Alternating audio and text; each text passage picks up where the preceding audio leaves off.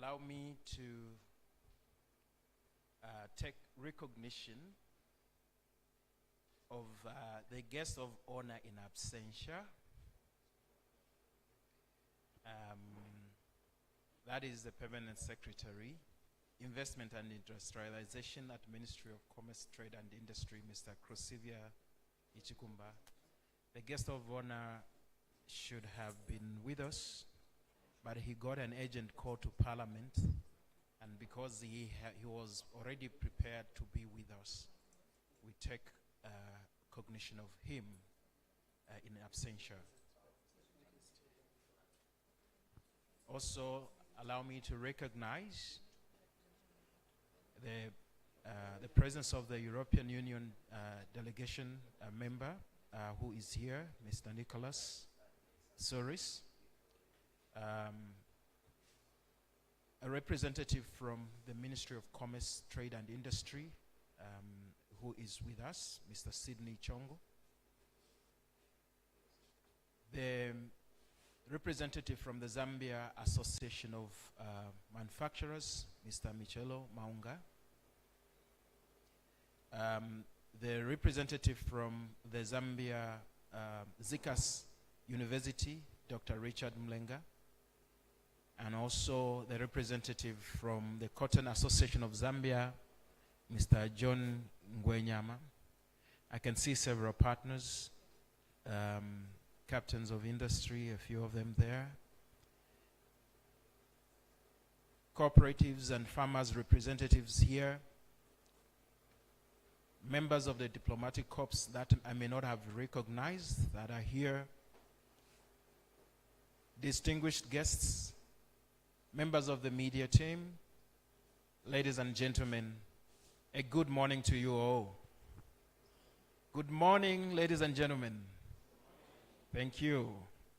It is my singular honor and pleasure to welcome you to the launch of yet another of our research outputs in 2026, an evaluation of the potential of Zambia's textiles industry for industrialization, opportunities and challenges. It's a launch in 2026, but the initiative started way back towards the end of 2024.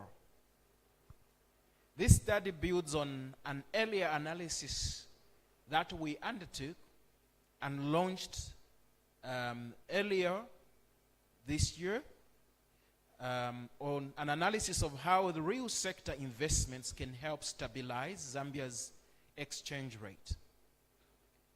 It underscores a vital lesson that lasting economic transformation requires diversification, not dependence. If I were to challenge us to just check the labels of the garments we're wearing, you will perfectly understand what I'm talking about.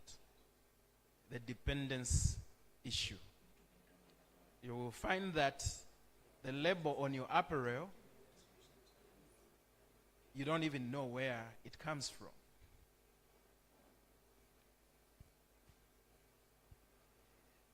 By broadening our industrial base, we strengthen resilience and create a more stable macroeconomic environment for ourselves.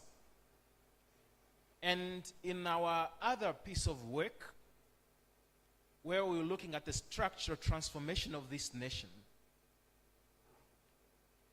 we identified one of the vital opportunity areas that we could use to transform our economy.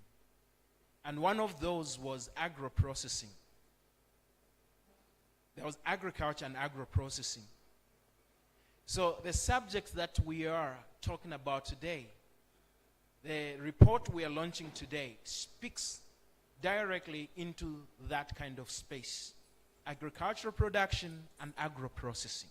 Because this is what cotton offers to this nation. But we have not adequately harnessed this activity to be able to ramp up our agricultural production in the cotton sector and agro-process towards the textiles, in the textiles value chain. Thus, this study was driven by one critical question. Can Zambia rebuild a competitive textiles and garments industry?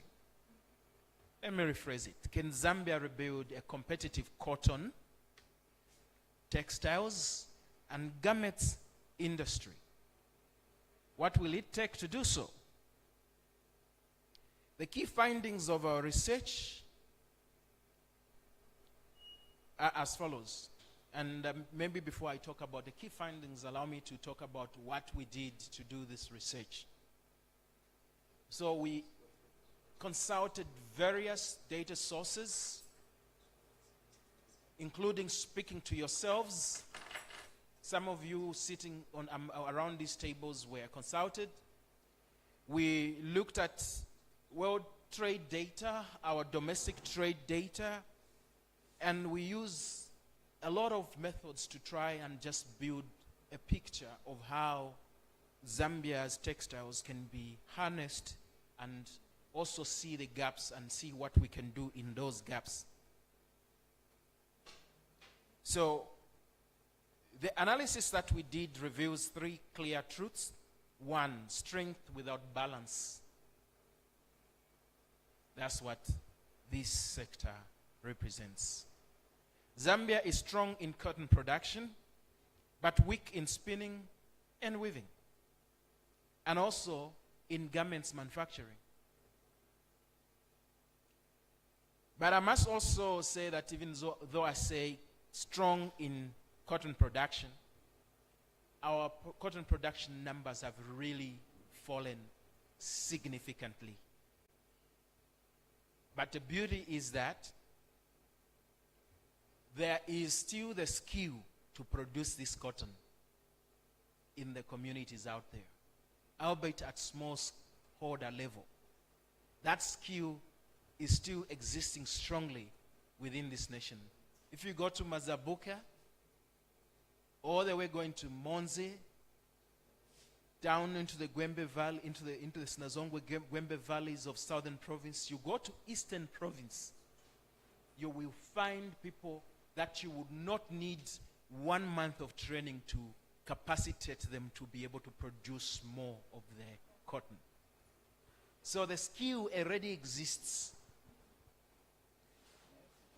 In weaving, some exists.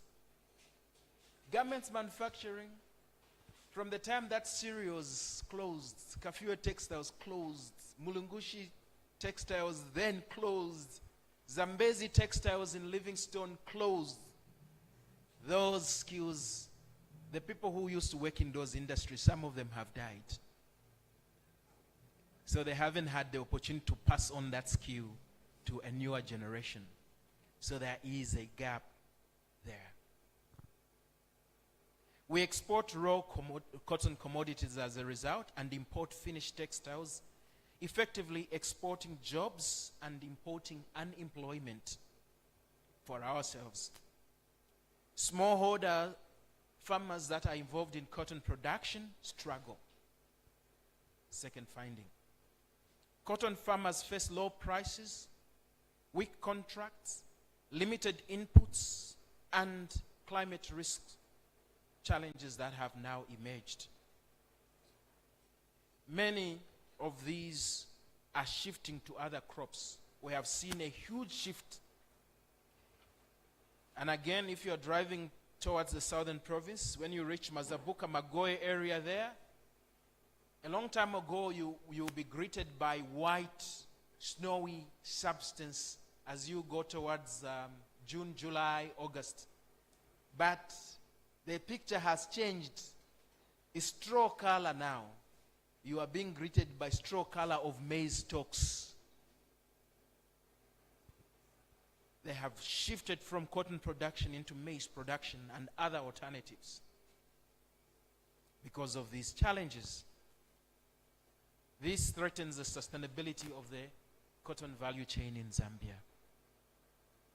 Third, competitiveness gap.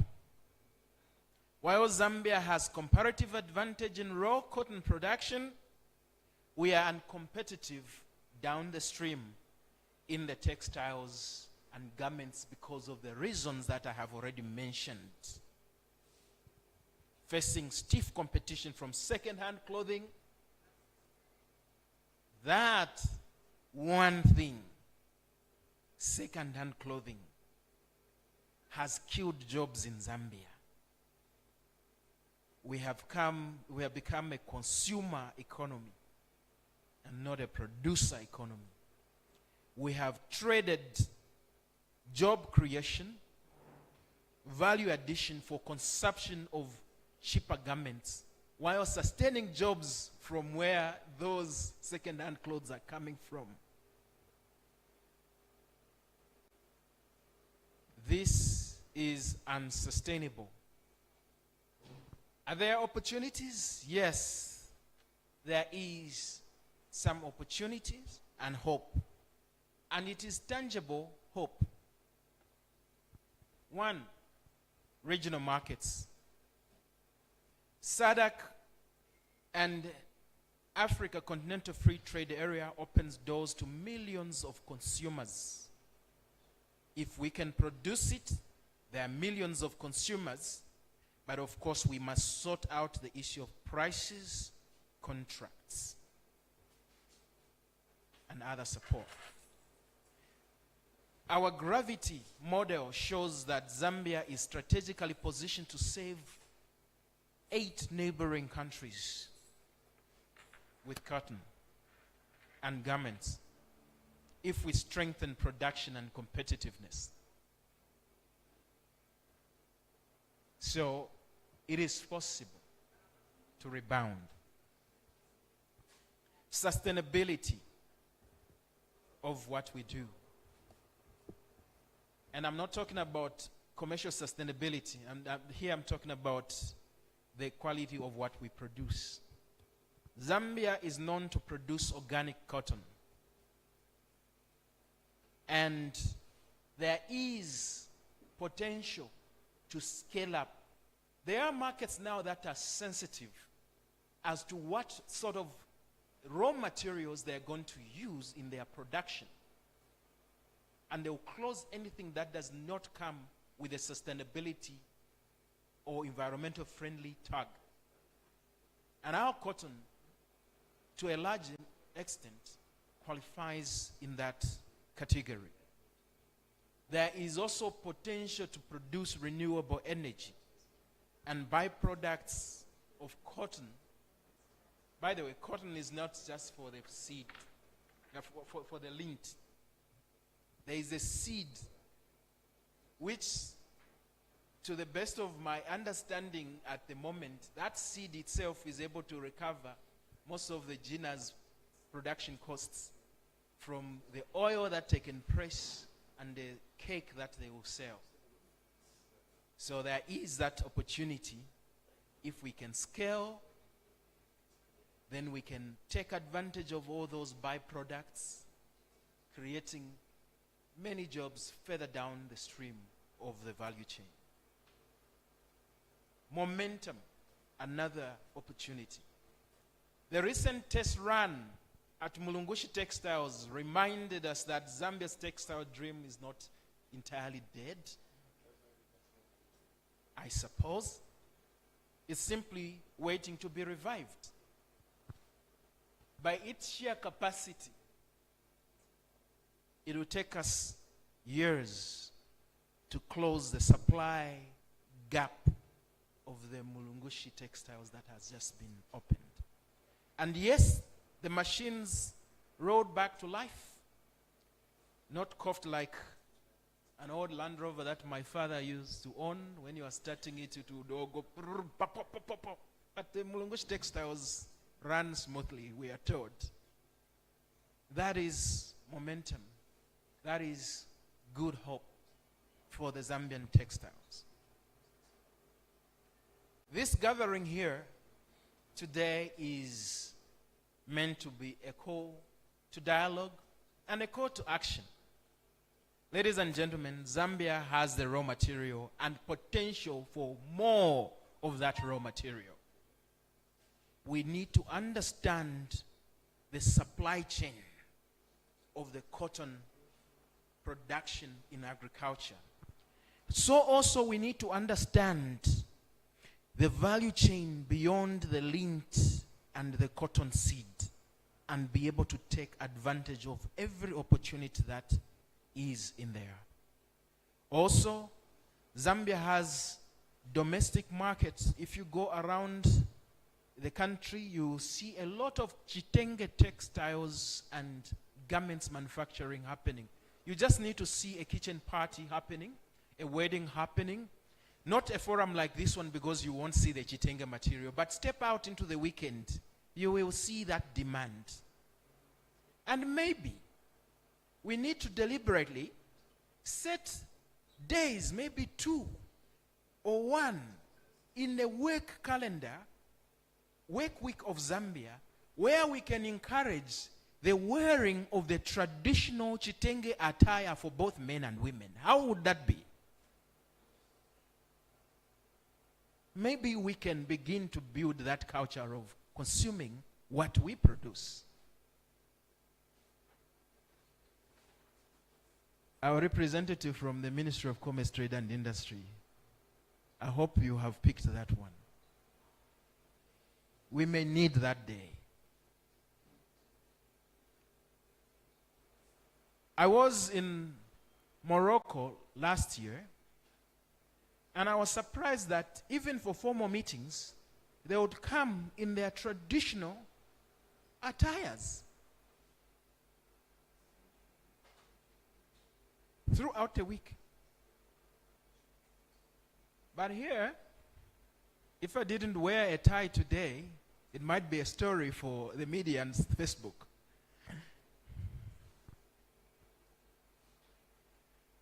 So, Zambia has the domestic market and can enhance its domestic market. Zambia has access to regional markets, and they are opening up quick and fast.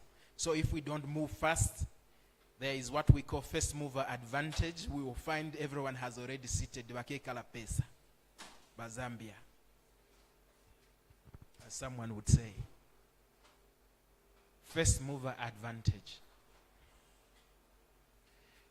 What we need is coordinated action from agriculture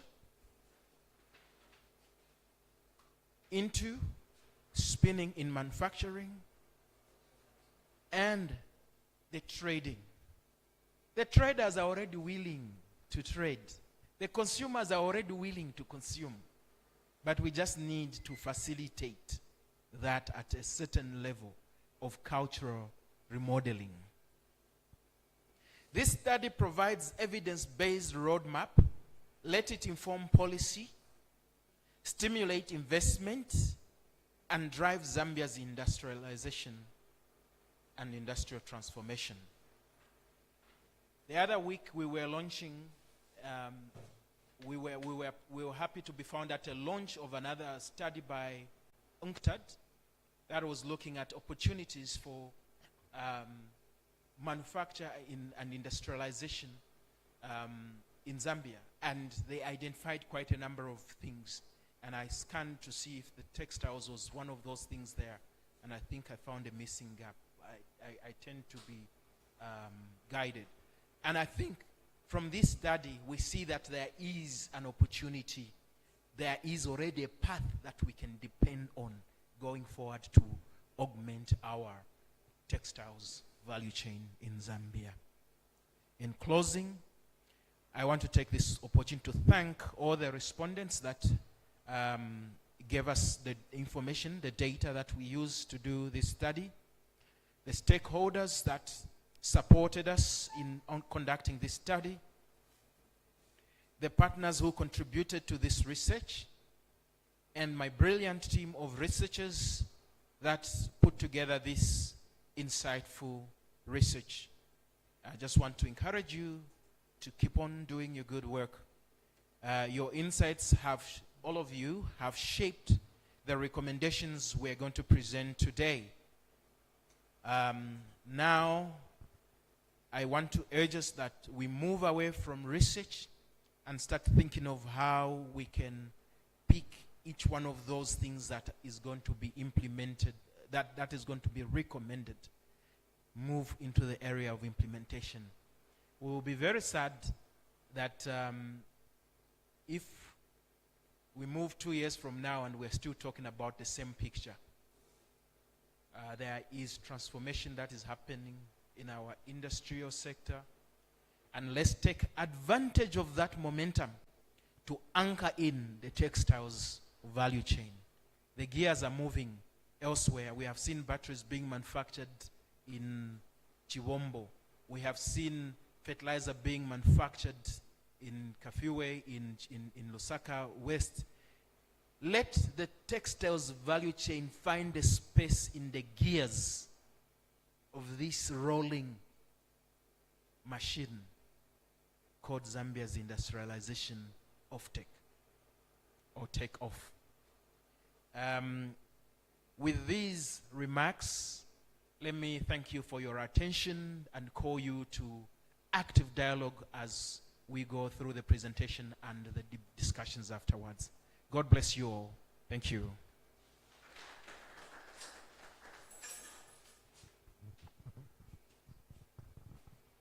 Thank you so much, Mr. Zali Chikuba, for those wonderful remarks / keynote. I think for us that are listening, I think our eyes are already tearing and our ears are itching, wanting to see what is in that report.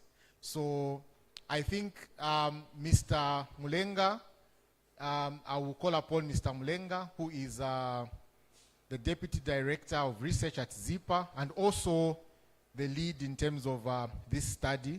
I think there are many things that we can obviously be able to look forward to.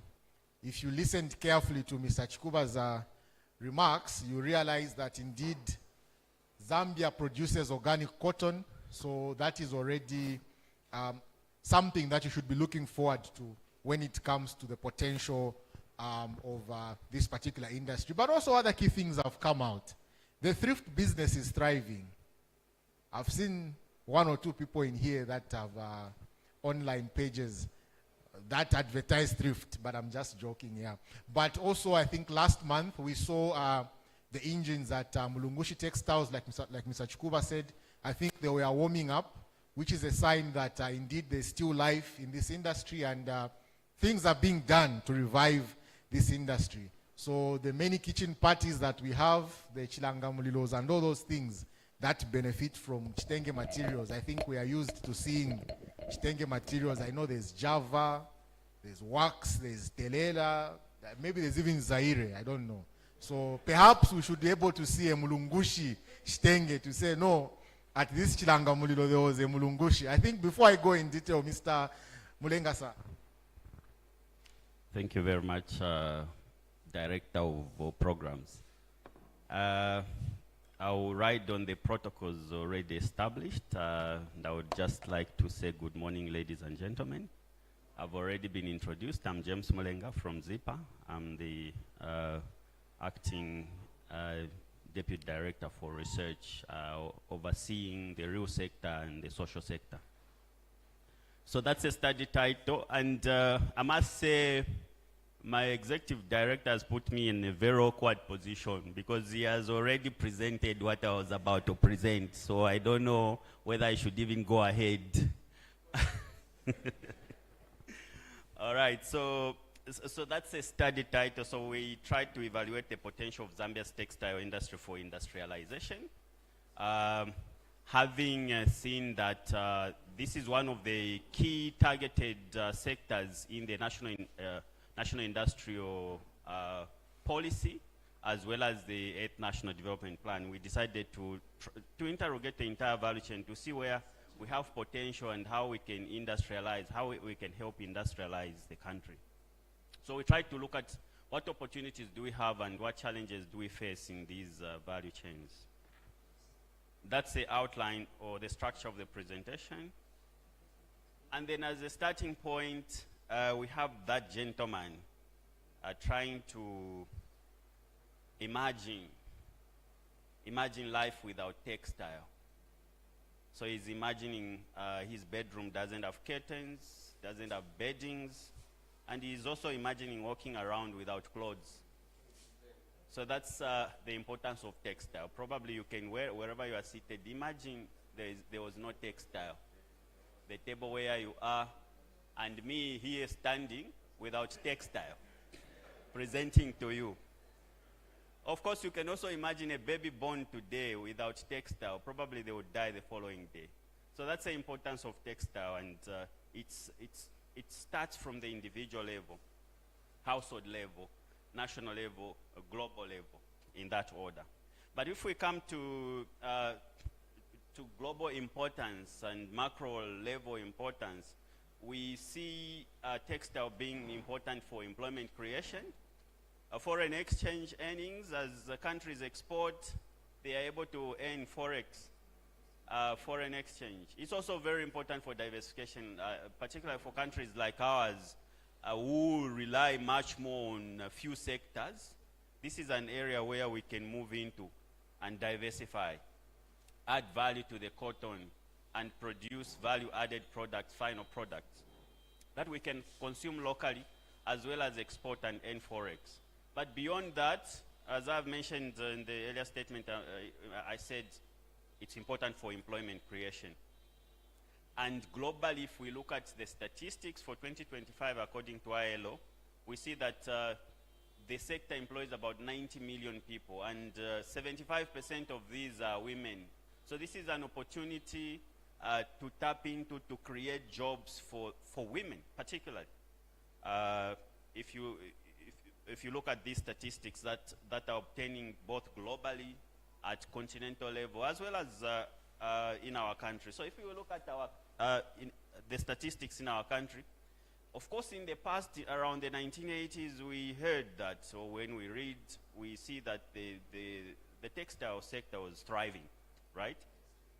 And we had about around 140 firms operating in this particular sector, creating about 25,000 jobs, formal jobs. That was then.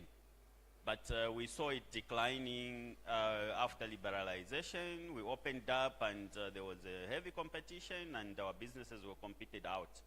And we saw that big decline. Now, and that was much more driven by second-hand clothes, of course, as highlighted by my ED. He was trying to preempt my presentation, as well as cheaper textile imports from countries like China. And if you look at current statistics from ILO, those are the statistics you are seeing there. It might be a bit puzzling considering the fact that we are saying it declined. So you look at those statistics, the green first bar there is saying that the sector employs, in 2024, it employed about 22,716 people. Okay, then now that's the entire sector. We are talking about the bigger proportion of those who are employed in this particular sector being self-employed in the informal sector. And the formal sector only accounts for about less than 1,000, about 900. So that's a drop from 25,000 to about less than 1,000. But much more, these have shifted to informal. You find tailors operating in their homes, in the markets, and or they fall under the brown bar.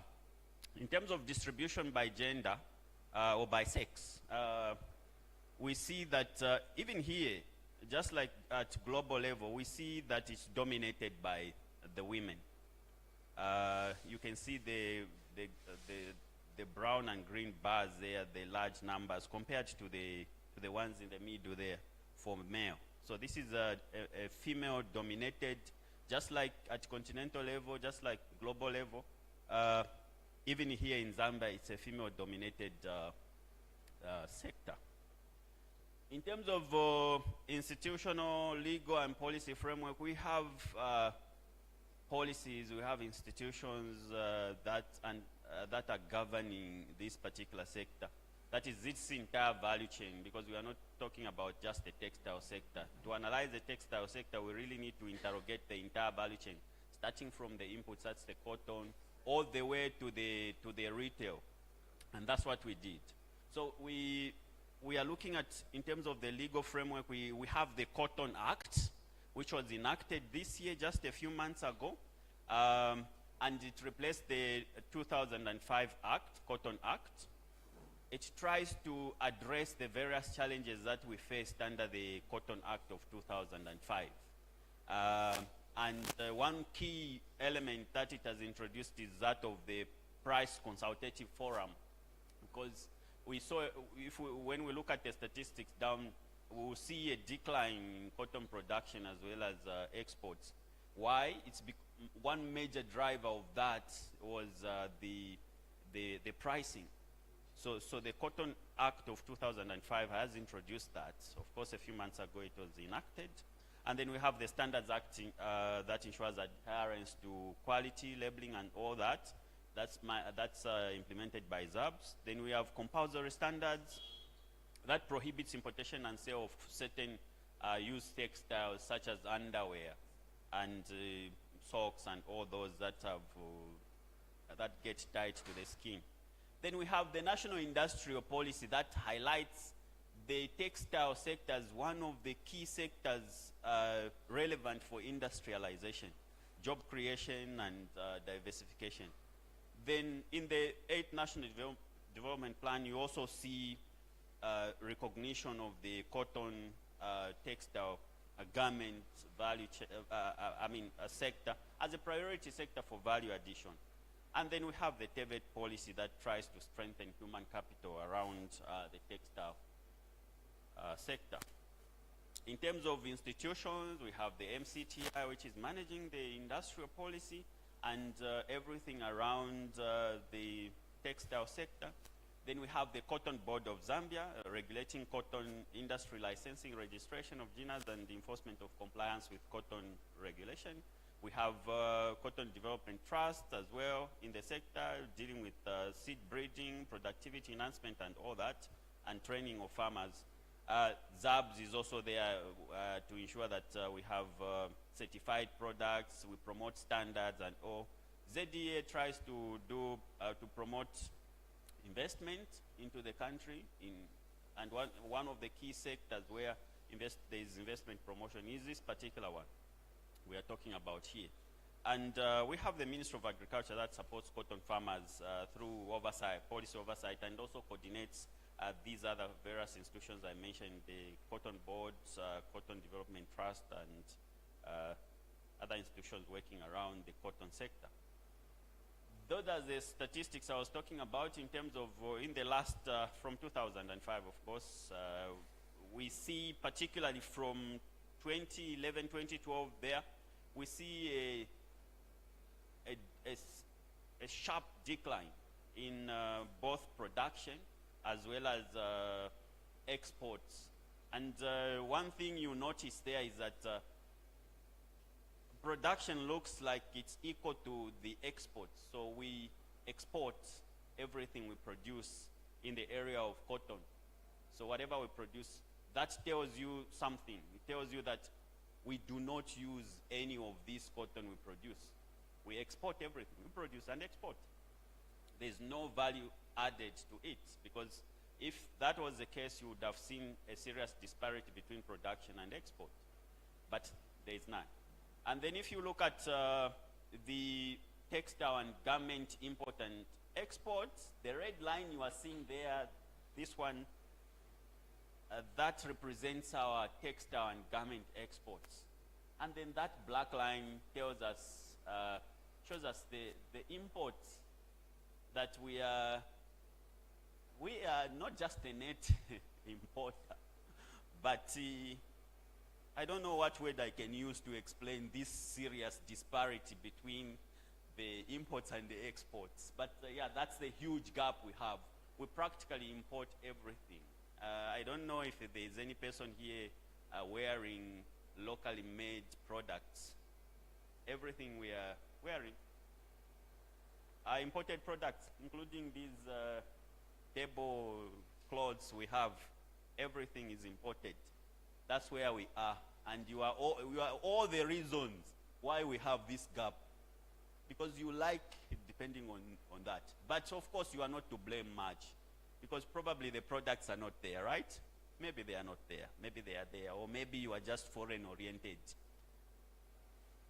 Okay, so then we come, so that was the background. So if we talk about the objectives, the main objective was to assess the potential of cotton and textile value chain to ignite industrialization in the country, and those are the specific objectives we have.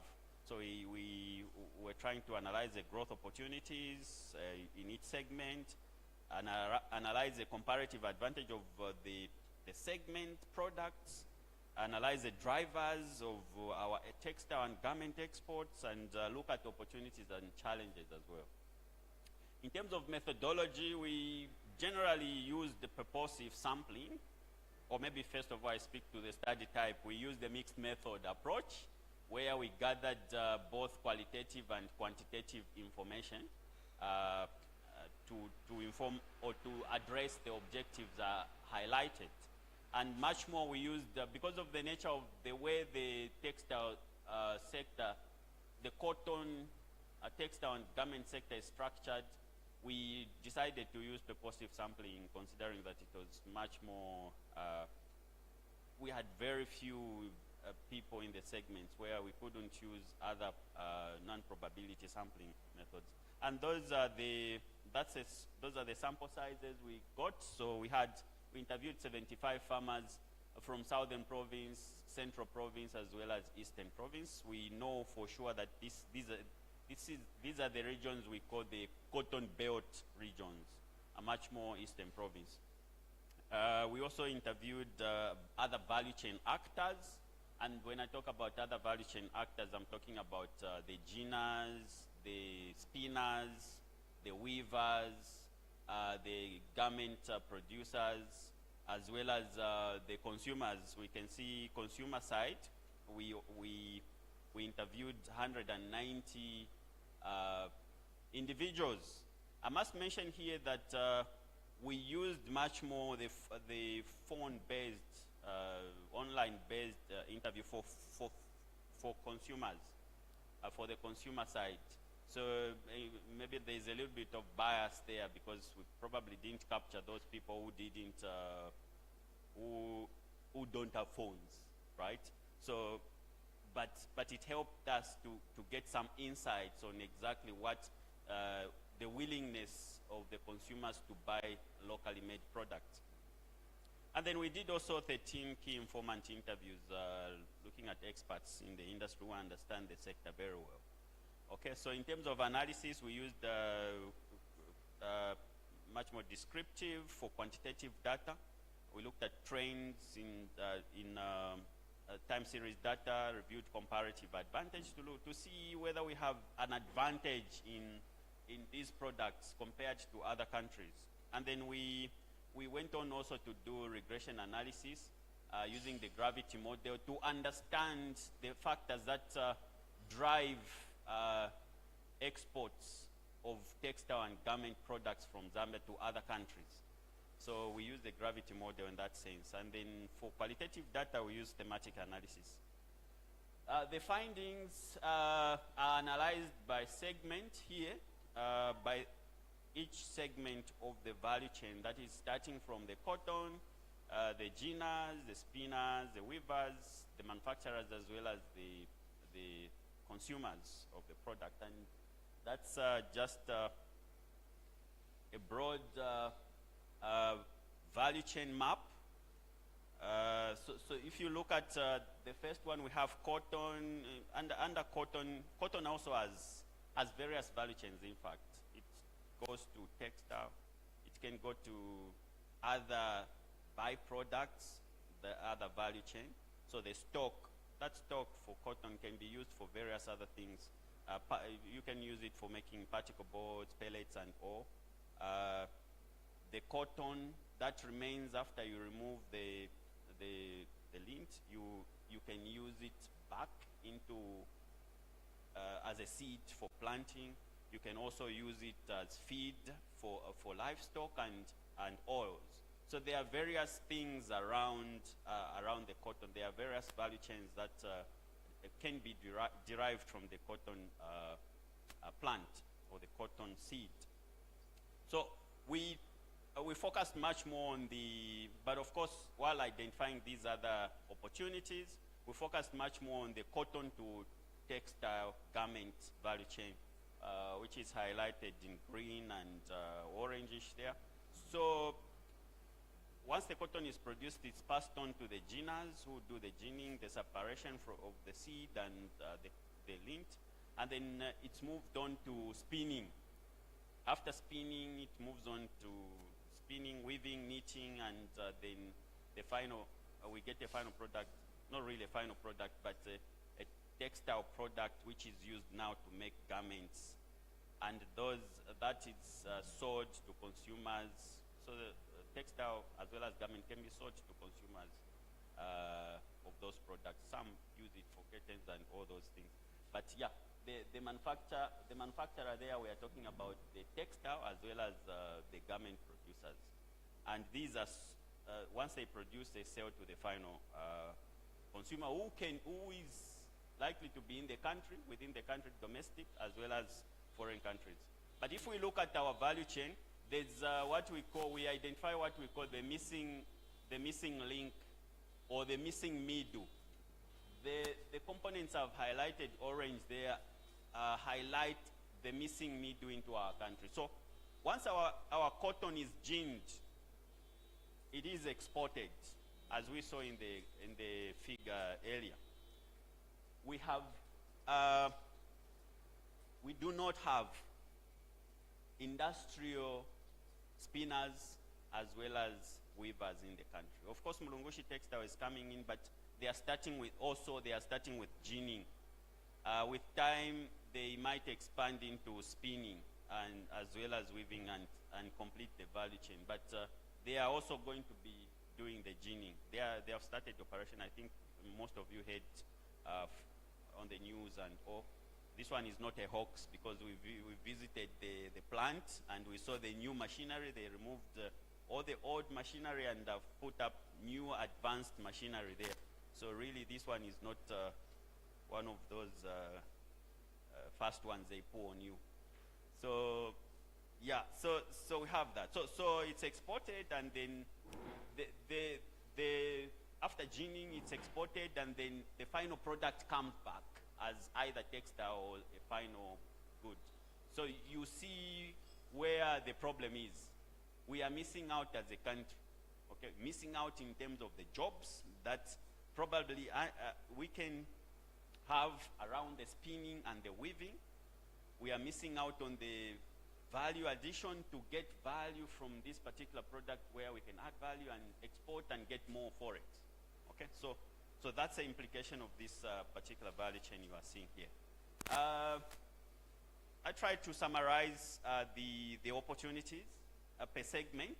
So in the cotton, I'll quickly go through. I don't know if timekeeper, if I'm still. Okay, so segment by segment analysis. So if we go to the first segment, what opportunities did we identify? And these are just, of course, this is for presentation purposes, but if we get to the main document, you see many other. But here we have highlighted the key ones. So we have the potential to grow. The cotton segment has the potential to grow if we address the issues of pricing. One of the key drivers, as I mentioned earlier, of the drop in the production is the pricing. Okay? And I must mention this because the time we were doing this study, the Cotton Act of 2025 had not yet been enacted, but now it has been enacted and it is addressing this particular issue. Okay? The other area is issues of extension services. You find that per 3,000 farmers, you might have just one extension officer.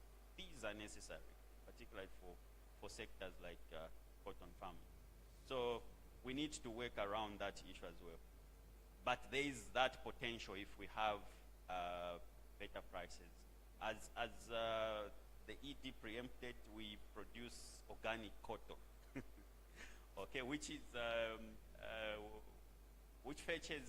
has some good demand out there in certain niche markets that demand cotton that is organic.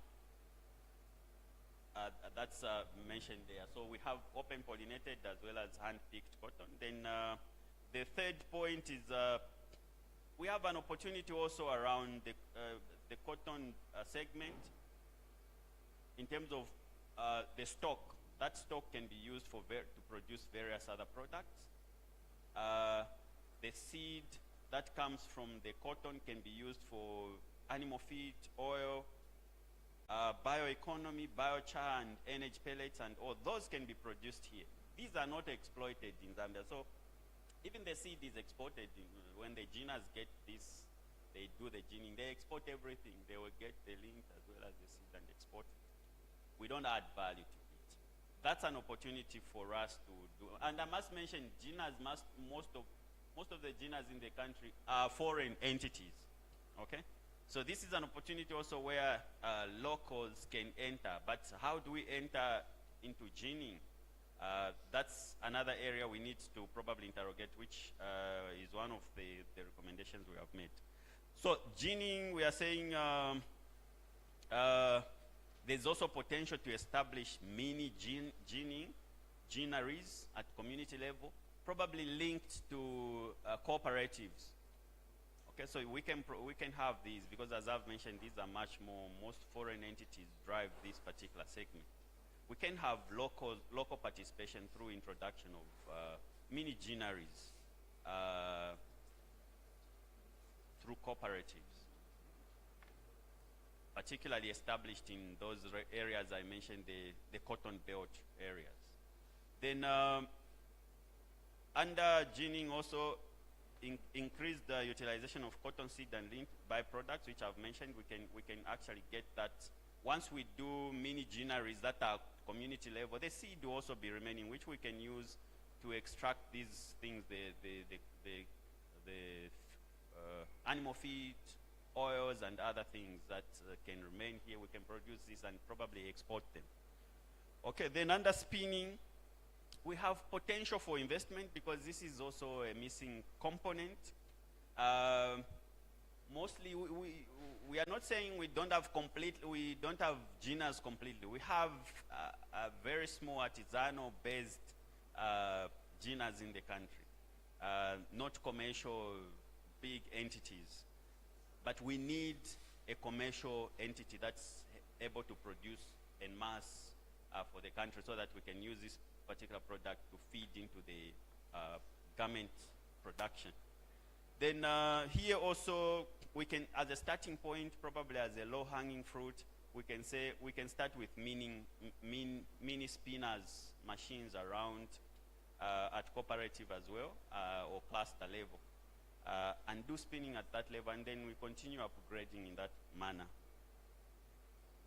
Under weaving, it's also the same case, because we don't have the spinners and all. We have small-scale artisanal-based. Here we are saying the opportunities that we can promote small-scale medium weaving, village parks to employ women and youth.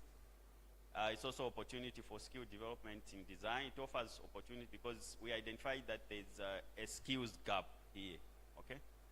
There are not so many people trained in this area, probably because people stopped going into textile training because they realized that the industry was dying and there was no demand for this particular skill.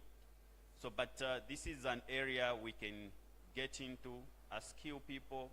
Once you skill people, give them entrepreneurial skills, they are going to have this mindset to establish businesses, teaming up and all. This will be a starting point too.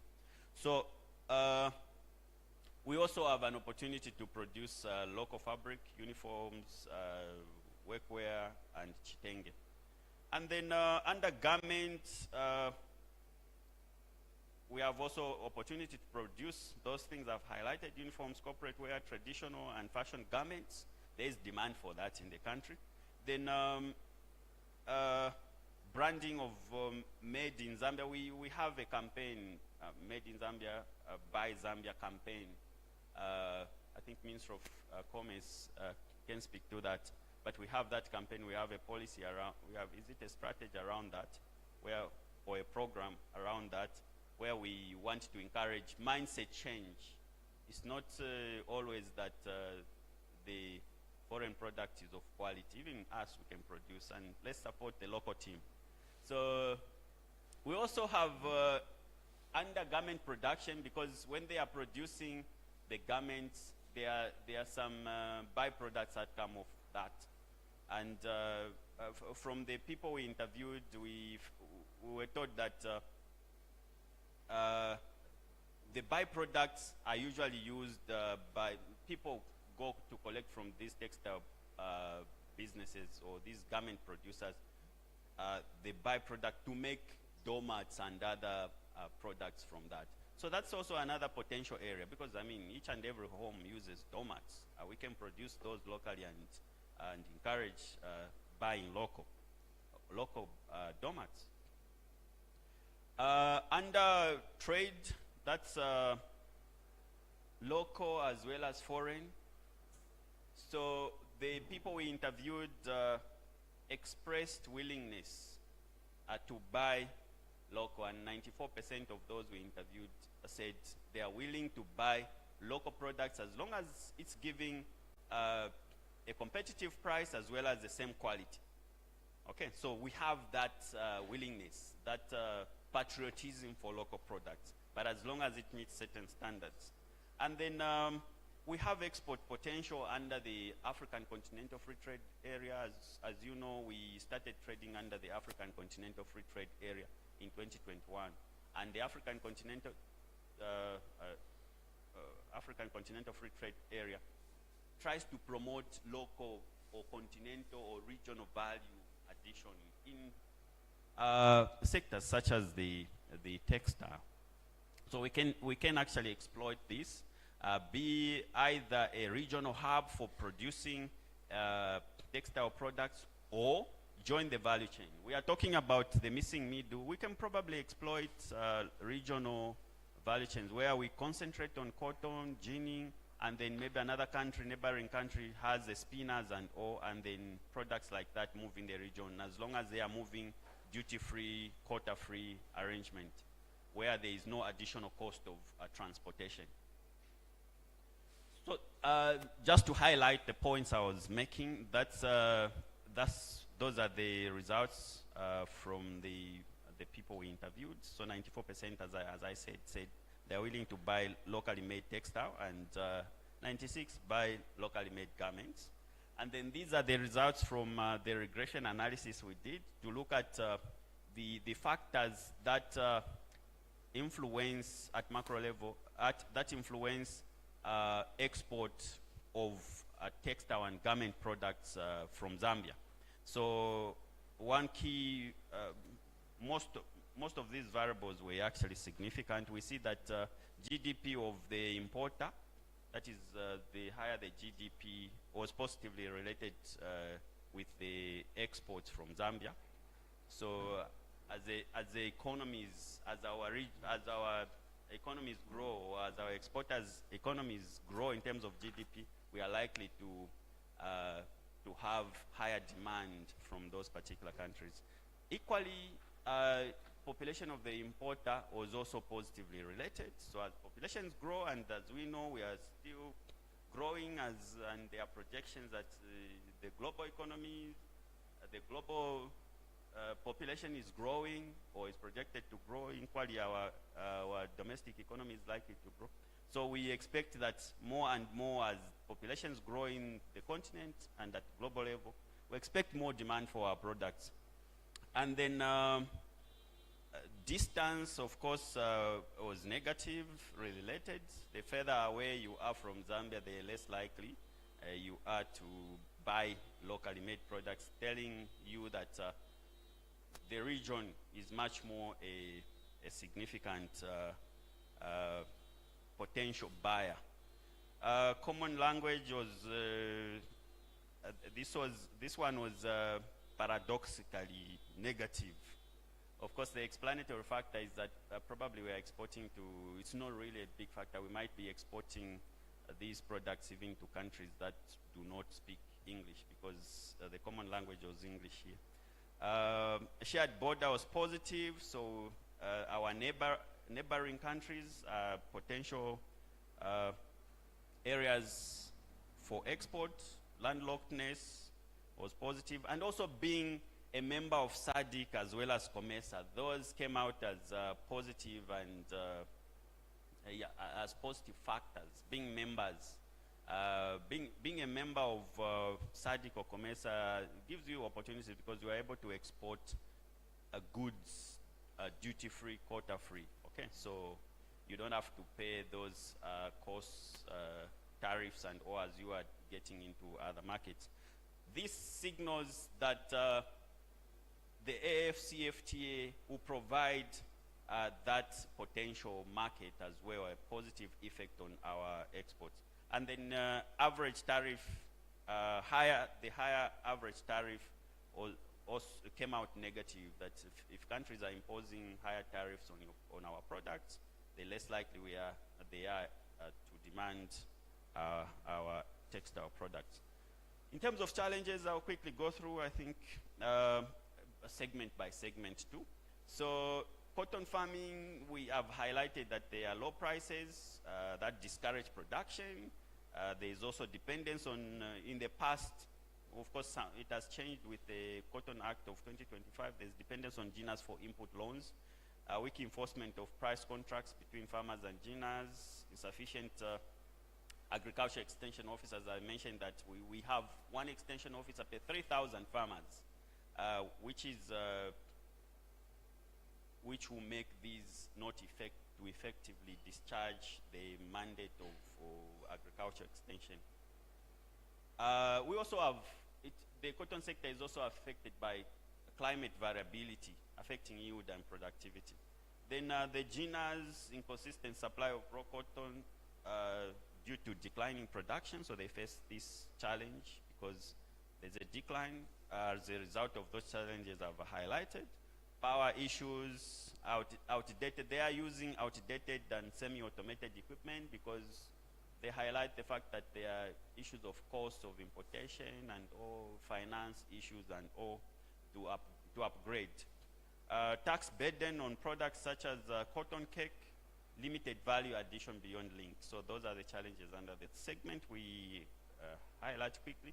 Then spinning, absence of operational industrial cotton, I think that was highlighted. Reliance, here I must mention that we have one industrial GINA, but this one is not dealing with cotton. There's one in Kitwe called Sakiza. So they are dealing with acrylic yarn, not the cotton base, but they are the ones that highlighted these challenges, that they are facing high cost of importing machinery and spares for their machines, lack of access to finance issues, competition from cheap imported yarn and fabrics as well. So there's competition in that area. Weak enforcement of standards, allowing low quality. Foreign exchange fluctuations affect their business. And then in terms of weavers, I also highlighted that they are small scale here. And shortage of skilled labor was highlighted as a key challenge. Power issues, high taxes, competition from cheap imported products. And then if we go to garment, the challenges are also well highlighted. As earlier mentioned, the heavy dependence on the manufacturers depend on imported fabric to produce the final product. There's also the highlighted shortage of skilled manpower in tailoring, design, and digital production, because we know things are getting digital and people need to advance. Outdated machinery, high production and electricity costs, lack of intellectual property, protection of local designs. They would come up with this design, but it's not fully protected, although it's probably an issue of enforcement. Weak linkage between training institution and the industry. And then under trade, poor enforcement of quality and import regulation. There are other studies that actually highlight that Zambia has one of the highly unregulated, is one of the countries that have a highly unregulated industry for second-hand clothes. So that poses a challenge on the growth of this particular sector. Yeah, unrestricted importation of second-hand clothes, that's key. That is a killer. high transport logistic costs. Then the last part is policy and institutional framework. We had the 2005 Act, but it has, as I said, this study started before the enactment of that particular Act, but things have changed over time. Just a few months ago, we enacted the 2025 one. So there was a legal framework challenge. There is also weak coordination. We like working in silos. I don't know if it's a culture. Government institutions like working in silos, no serious coordination. So the study also highlights weak coordination between institutions that govern the cotton, textile, and garment value chain. In terms of the last part, here, of course, some recommendations have already been highlighted, as I was mentioning, but here I'm just trying to probably pick a few key highlights. So, as I earlier highlighted, the country enacted the 2025 Cotton Act. It's got very, very important provisions. One of the key one is a price consultative forum, which aims to protect farmers' interests.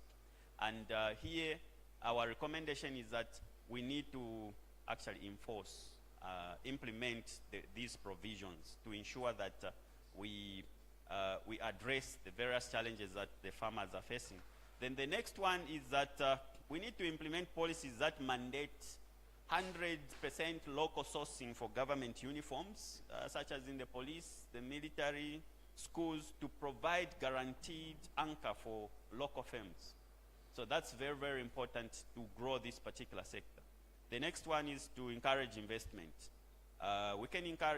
Investment can come, of course, through various forms. It can be through government itself going into this, but we are encouraging much more PPPs, public-private partnership. I think Mulongoshi Textile is a PPP arrangement. And encourage also foreign direct investors as well as local investors to get into this particular sector.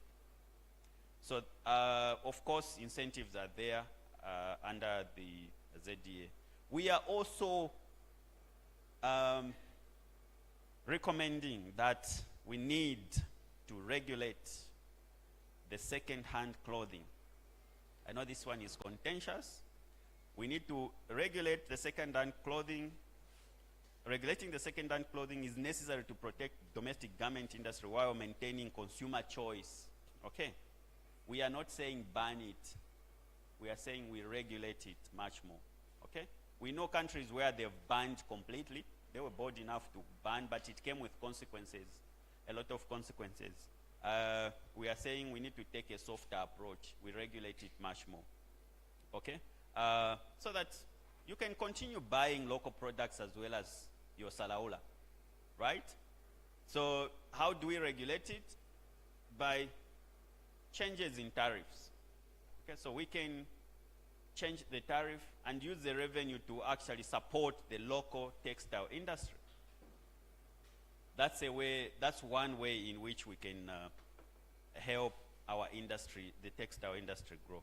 Then the next one is promote buy local. A few weeks ago, I think you saw a Ghanaian president coming wearing a what? That was a blouse or what? So that's a locally made product. They are proud of their products, and they have what they call the National Friday Wear program. Here we like going to work with jeans and t-shirts and all, but in Ghana they encourage wearing locally made products on Friday. This is one thing we can probably copy and say people should be coming in local wear. Imagine if every one of us were to wear locally made products on Fridays. That's pushing up demand for locally made products, local products. So that's one area. Even imagine parliamentarians or our very own president going to parliament in a chitenge suit or in a locally made product. That would be really a nice thing, but it starts with that having these in place, being strategic, being deliberate about things. Then we also need, there's also another potential area for segment which we need to promote, that of circular economy. So this also can provide jobs as well as revenue for people in our economy. So cotton stocks and all that. So thank you very much. That's about the presentation.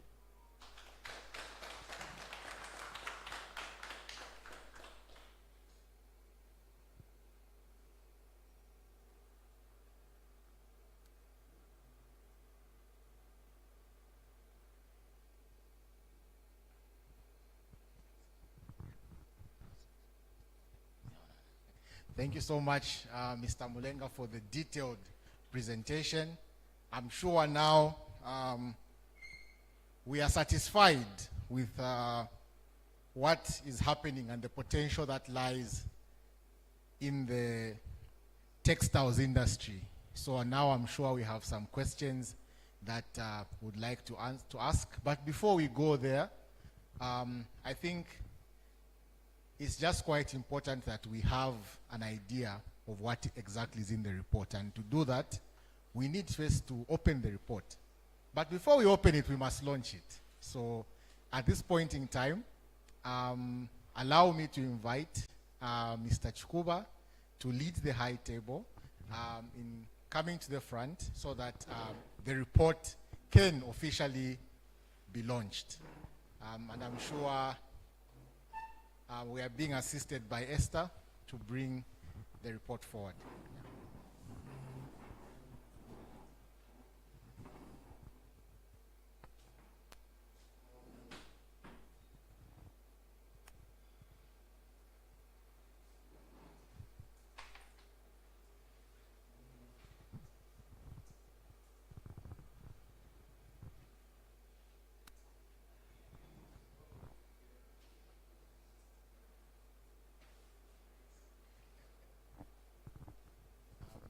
Mr. Chikuba, maybe you would like to say one or two words before we officially cut the ribbon. Yeah, we'd like to present this report to the Ministry of Commerce, Trade and Industry as we launch it, and dedicate it to all the stakeholders that had input into the production of this report. So please, we urge you to open it. If you can't read the whole report, at least find where it says conclusion and recommendations. We can start from there. When our appetite has been whetted, then we can come back to everything else. Please enjoy the report after we have launched it.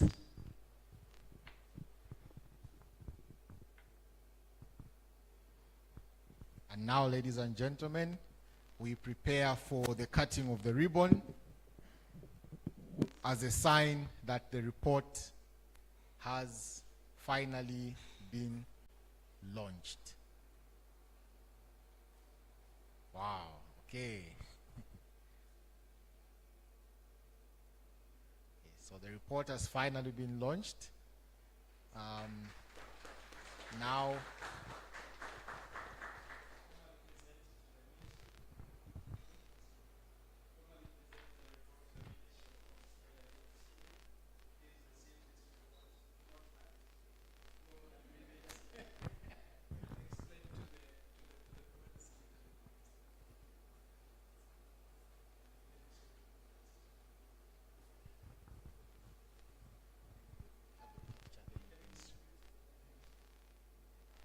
maybe we can have a picture then.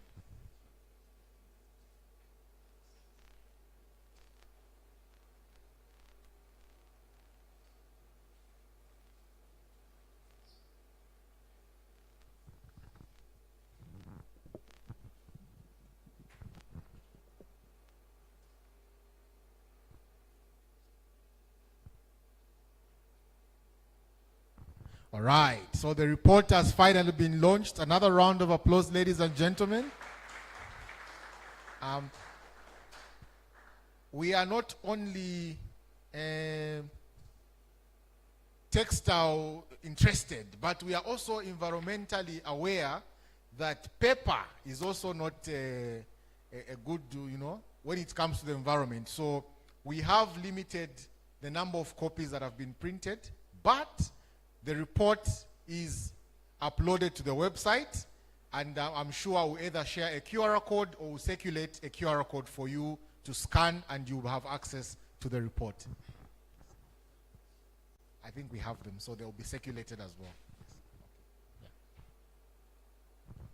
All right, thank you so much. I think, Edie, yeah, you can now lead the high table to sit, and maybe the report can be circulated to anyone that yeah, the ministry would too. Okay. So thank you so much, Mr. Chukuba and the high table, for finally launching this report. I know we are all going to have access to it, but before we do, I think let us just give ourselves some energy. So I understand the tea break is ready, so maybe I'll invite again Mr. Chukuba to lead the high table to some tea. And then once we come back, we are then going to enter into a session of Q&A. But before that, we are going to have a panel, you know, we have a very informed panel that will then delve deeper into this topic. And then thereafter, you can also ask your questions in the Q&A session. So if you have any questions, remember to write them down. And then after the tea break, we should be able to go deeper into this report. So Mr. Chukuba, you can just lead to the high table to tea, and then the rest will follow. Yeah. So I think we can have some soft music play as we also just try to network and interact.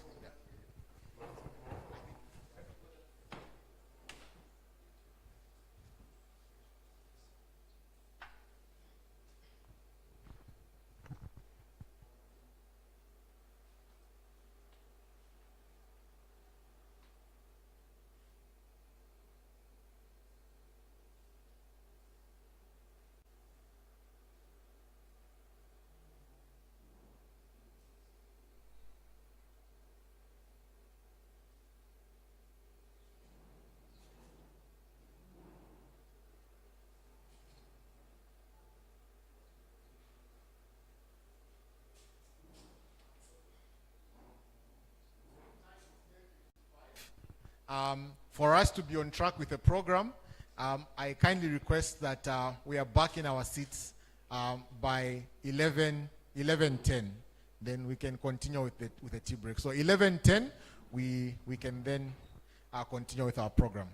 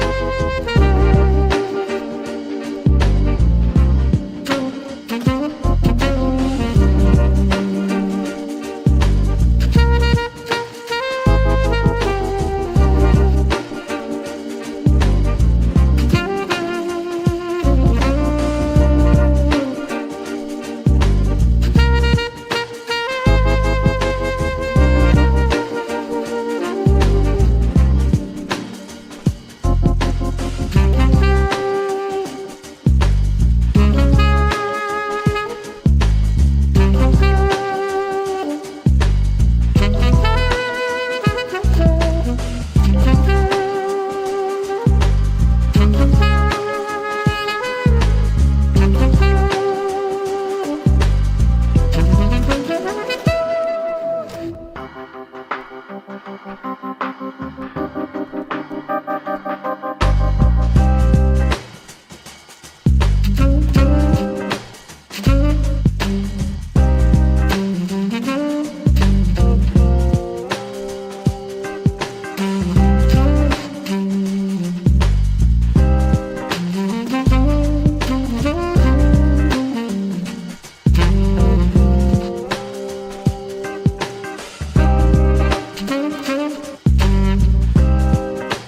you.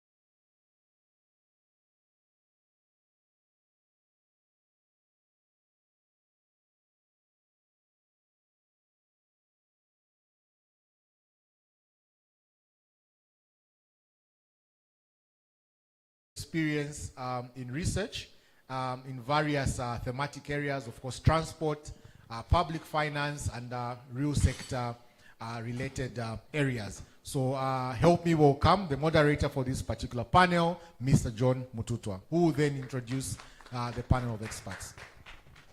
Another round of applause for Mr. Mututwa. Yeah.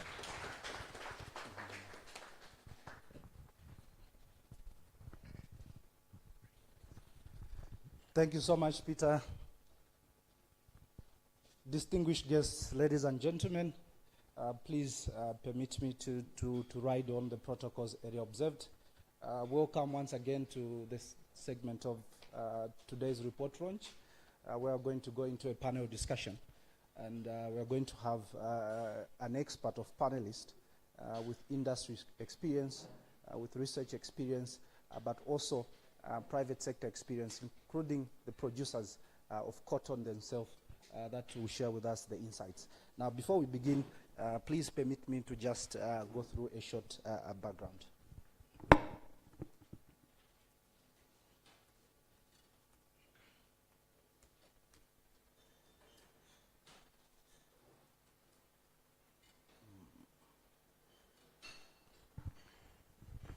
Okay. Now, as we've heard, I think from the presentation that was made by my colleague, James Mlenga, about the report itself, but also from the opening remarks of the Executive Director, Mr. Chikuba, the study comes at a very crucial time. Why do we say so? Zambia is trying to diversify its economy and also trying to rebuild its manufacturing base that we know was lost during the 70s and 80s. But most importantly, it is time that we need to leverage on the African Continental Free Trade Area in order to drive not only one, industrialization, but also number two, job creation. As you know, most of our population, especially the youths, they need jobs. How do we create the jobs that are needed? As indicated, the textile industry, or in full, cotton, textile and garment, was one of Zambia's most vibrant sectors.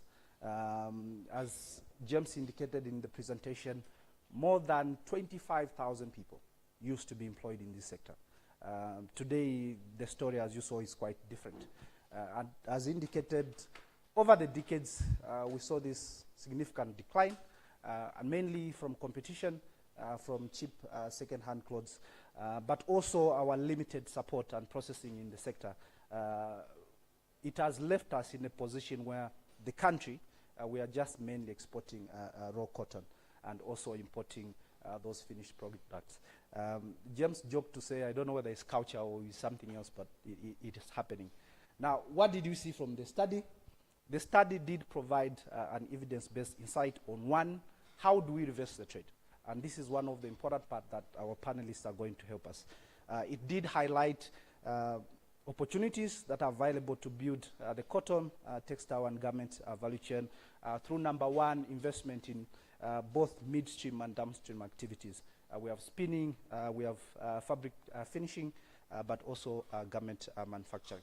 So the panel that we are going to introduce very quickly is going to help us answer one very important question. How, as a country, can we move from the status quo, exporting raw cotton, to producing and exporting high-value textile and garment that not only creates job, but also spur industrial growth. So to join me in the panel, ladies and gentlemen, please help me welcome a representative from Ministry of Commerce, Trade and Industry, Mr. Sidney Chonga. Mr. Sidney Chonga is a Senior Industrial Development Officer from the Ministry MCTI. He brings a wealth of experience, mostly with industrial development, value chain development, and trade policy altogether. Ladies and gentlemen, a hand of applause.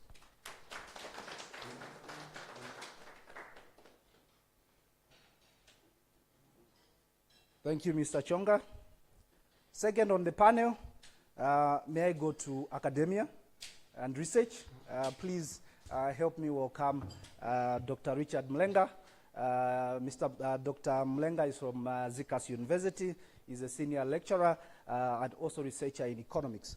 He brings expertise in international economics, microfinancial analysis, exchange rate dynamics, but also climate resilience. Please, a hand of applause.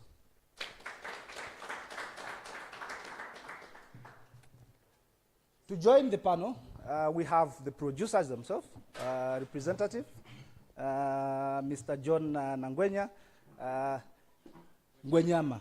Sincere apologies for that wrong pronunciation.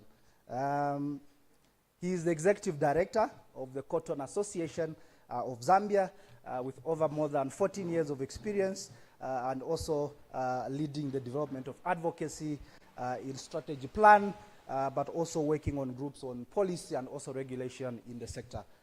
Please, a hand of applause. And last, not the least, we've got Mr. Michelo Maonga. I hope I pronounced that one correctly. Thank you so much. Mr. Maonga is an economist or policy analyst from Zambia Association of Manufacturers. He's also an author of a book which is very important, bringing in expertise in economic policy but also manufacturing sector. Please, can we welcome Mr. Maonga?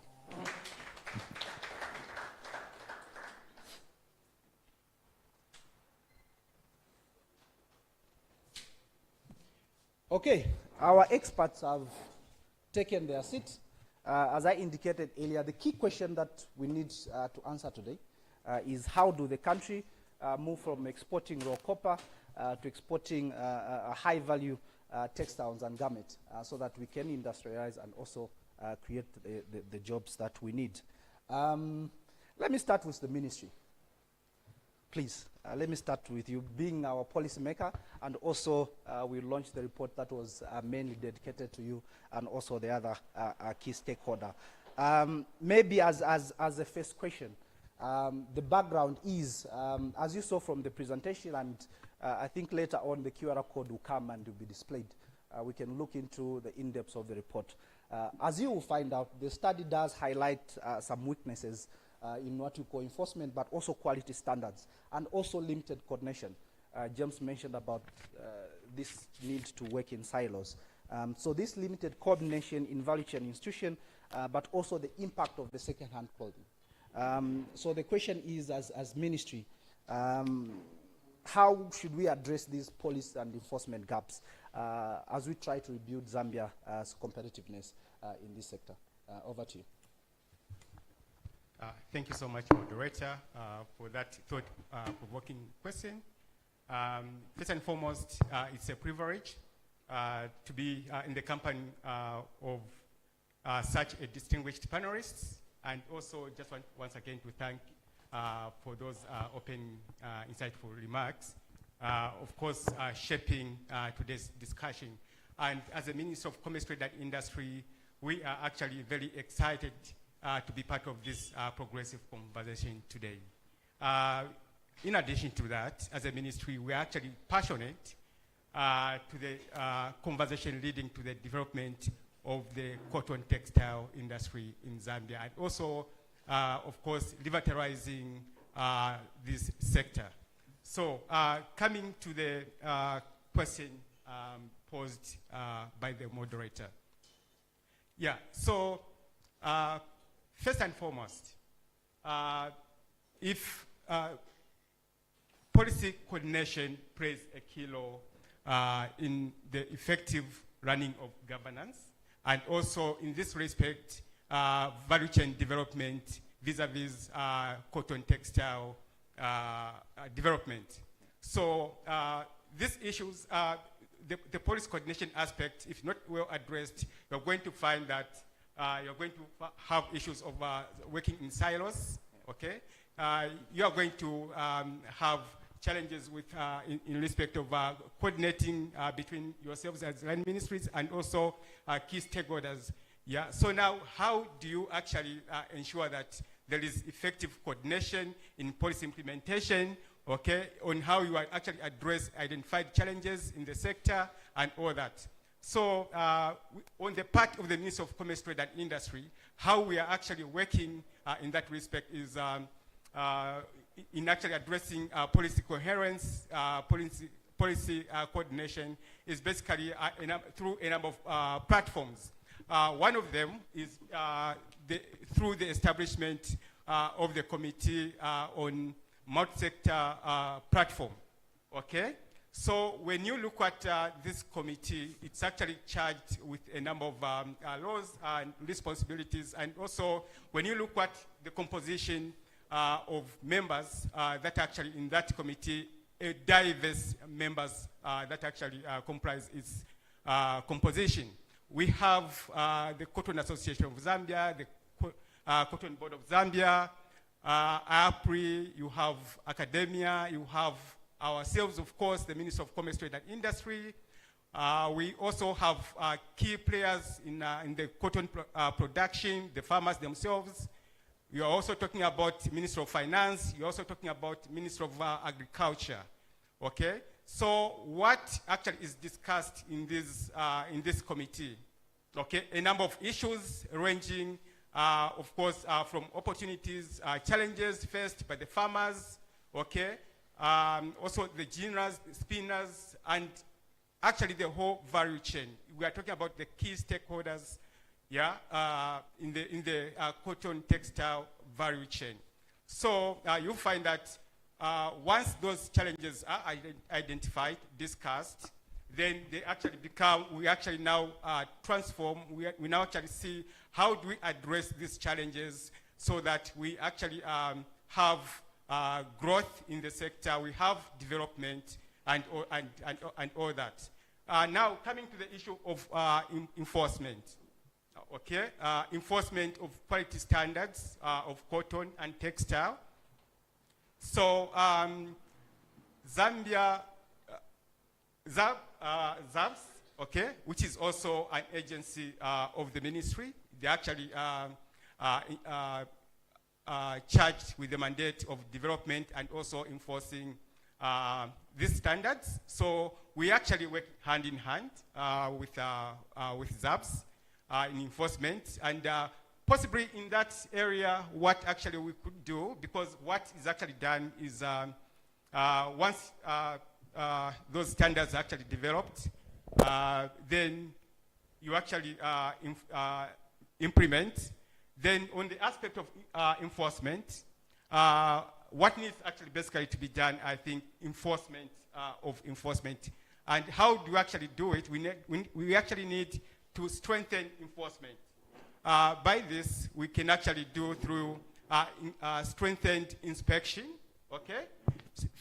Strengthened inspection as well as surveillance of imported second-hand clothing coming into the country. So with that, once we have an increased surveillance and also inspection, then we should be able to have strengthened enforcement of standards in the cotton textile value chain. Thank you, moderator, for now. Thank you for that submission. And just before I go to the far end, maybe a quick follow-up from the ministry in a minute or two. Briefly, you mentioned Zambia Bureau of Standard and their role that they play in this sector. Another important institution is the Public-Private Dialogue Forum, PPDF. So maybe a quick follow-up before I move on is how do they help with coordination of the textile cotton production in the value chain? Are these issues being discussed in those circles? Briefly. Oh, yes. Thank you for that. Yes, in addition to the committee that actually mentioned, we also have the public-private dialogue. Yeah, so this platform basically brings all the key players, the private sector.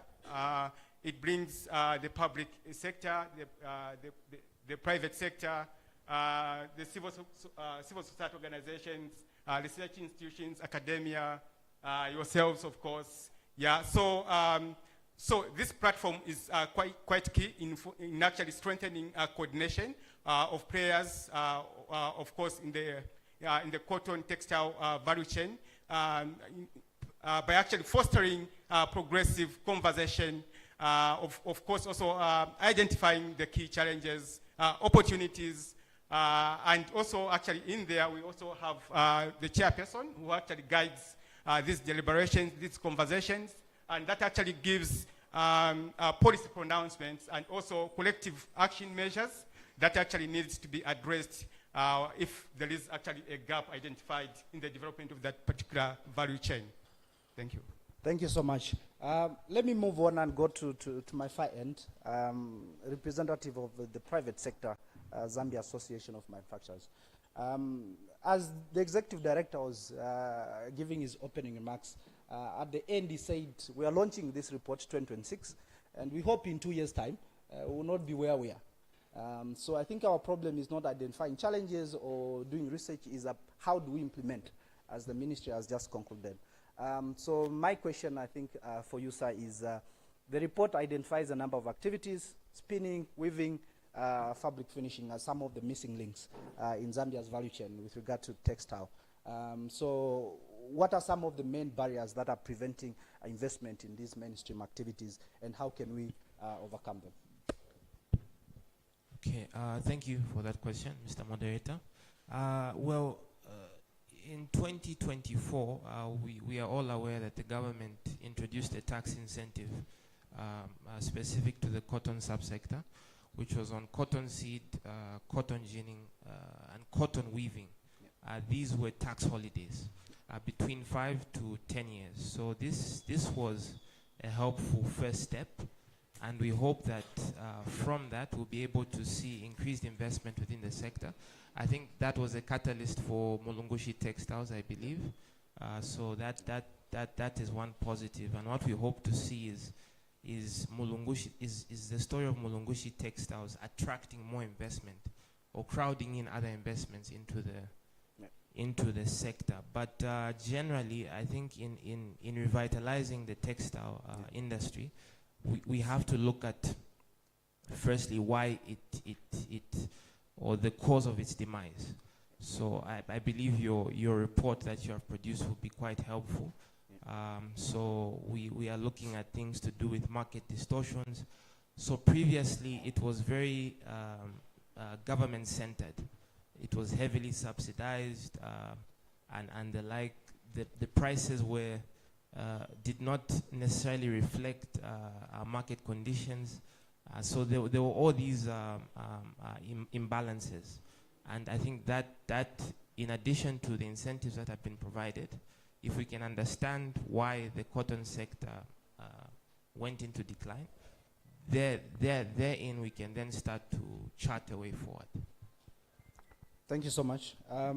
We've heard about the policy. You've clearly opened the discussion about the challenges that report does highlight. If I can come to the producers, the key players in the sector, Cotton Association of Manufacturers. As smallholder production, you've seen over time, not only the entire sector did it decline, but also the small scale holders did take a huge hit, partly due to raw prices, but also competition, as we've heard from second-hand clothing. That James indicated, we need to look into the regulation. From your perspective, sir, as the Association of Cotton Manufacturers, what do you think are some of the measures that can be put in place to make sure that we restore production to the small-scale farmers, but also restore the trust and also the bargaining power? Director did indicate that when you drive down the cotton belt, as it has been put, it has changed from white to the stalks of maize. How do we reverse that, in your view? Thank you so much, Moderator. Let me first make a correction. We are Cotton Association of Zambia. Yeah. And quickly indicate that as one of the responses responding to the government's efforts in reviewing the Cotton Act, we, the farmer representative, we have also seen as a need that we need to reorganize ourselves so that we contribute to the revamping of the cotton production. You have rightly put it that the producers are a key player. Yep. Yes, and if we cannot produce, then we cannot talk about the tax incentives, we cannot talk about the manufacturing, we cannot talk about the textile, meaning that the producer then become the key player. Therefore, the first immediate recommendation that has to be made is the welfare of the producer. How do we entice? Because the production has declined almost, if not, by argument's sake, by 95% reduction. And the GINAs are worried also because they wouldn't want to lose the investment. We have the revitalization of the China Mungushi textile. Yeah. If not, they are talking about 10,000 farmers. That's just a drop for the production, for the raw materials to feed in that textile. So what am I saying? I am saying that the first immediate, before we even think of in the next 2 to 3 years, in the first immediate 12 months, let's think about production. Because it's that production that will make us able to make decisions of how do we now really attend to the entire value chain. Because if we don't have cotton, we don't have the youths, we don't have the raw materials, believe you me, we will not get anywhere. So the first thing from the government, from the investors, from whoever well-wisher, let's improve, let's revitalize the operation of the cotton production with the farmers. Unfortunately, we do not have commercial farmers, cotton commercial farmers in Zambia. So it's all dependent on a smallholder who becomes a victim at the end of it all. Farmers are there to do the production, but you cannot force them to do it if there is no incentive that can entice them. You cannot force them. So, yes, in the revised Cotton Act, there is a price forum that has been put, which we can negotiate about the price. We always make arguments to say it's not just the price. Because even right now, we have Mr. Mbewe here. He will tell you that he comes from the GINAs. Yeah. He will tell you that there is no cotton, but we are talking about textile. Where are we going to get the raw materials from? We have to produce. So an immediate thing is production. Pricing, yes, because we are dealing with farmers that an immediate incentive that they will think about is just the good price. But we need to change the mindset of the farmers too. We need to work with the academicians, issues to do with the trainings. We need to know how to prepare land. There are a number of factors that contribute to the yield production to increase. Those are the measures that even the government can take lead on the extension. We need to learn. We need to participate to increase the yield. Say, for instance, for purposes of arguments, if the production per hectare is 300 kgs, the potential is at 3 tons, okay? But the production average is 300. And because we are talking about the price to entice the farmers, the GINA, Mr. Mbewe, will offer that farmer at 20 kwacha per kg. By 3, how much money is he going to realize? Okay? Against, if we upscale, we increase the production from 300 kg to at least even 1,000 kg. Now, because the GINA wants to make some profits, because there is no investment that you expect a loss, they will reduce the price. But when you make comparisons, those that are economists, they will see that the game changer for the farmer is on both price and production. Yield, increased yield. Farmers are there, but there are competing crops that farmers can choose, and we can't force. You can't force a farmer. Then coming to what we have done now as an association, having said all those things, we are transitioning from Cotton Association into Federation of Cotton Cooperatives.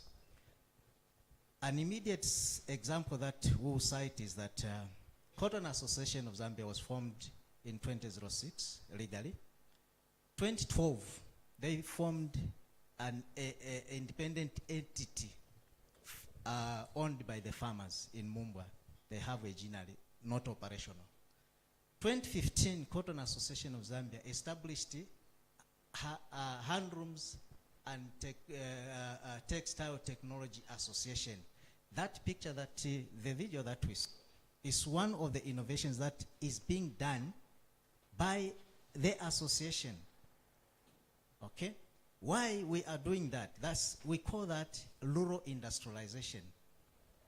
Why are we doing that? We are telling you now to say, if we, in our own smallholder capacity, we are able to do that, how much more you who controls the economy, you who controls the finance, you who controls investment, how much more can you do to that? But currently, even at small capacity, at small scale capacity, we haven't even commercialized. We don't have the raw materials as regards to yarn. Of course, we don't talk much about weaving and spinning. We have premier cooperatives here. They are into linters. They are struggling to even find a local market. But we are able to import the hospital wool as opposed to supporting our own local. So it's something that it has to do with mindset change amongst ourselves as policy decision makers in order to drive the whole thing. Not to preempt a lot of things, I think I'll pause it that for now. I will continue. Thank you for that submission. So indeed, the producers remain the #1 ingredient to the whole value chain. Maybe moving on, your response also did touch on something, the issues of skills and labor. And the report also did highlight this as a serious challenge, lack of skilled labor in #1, advancing tailoring, but also textile manufacturing and operation of machines. Of course, expectedly, with a decade of about 3 to 4 decades of low production, basically the economy will just redirect you to other sectors because those farmers need to earn. Coming to you, Dr. Mlenga, from a research perspective, from academia perspective, in your view, how can universities, how can TVET institutions respond to bridge this skills gap that we have in the sector so that we can enhance production going forward? Thank you so much for that question. And good morning. Is it still good morning? Yes.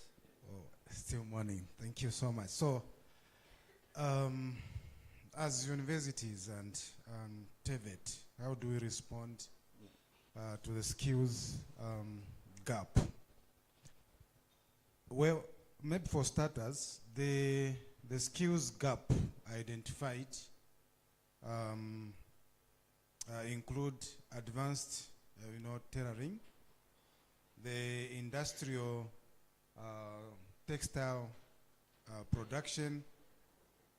I think we can also tie it to the digital design and machine maintenance, which is basically structural, not marginal. Yeah. And so for universities,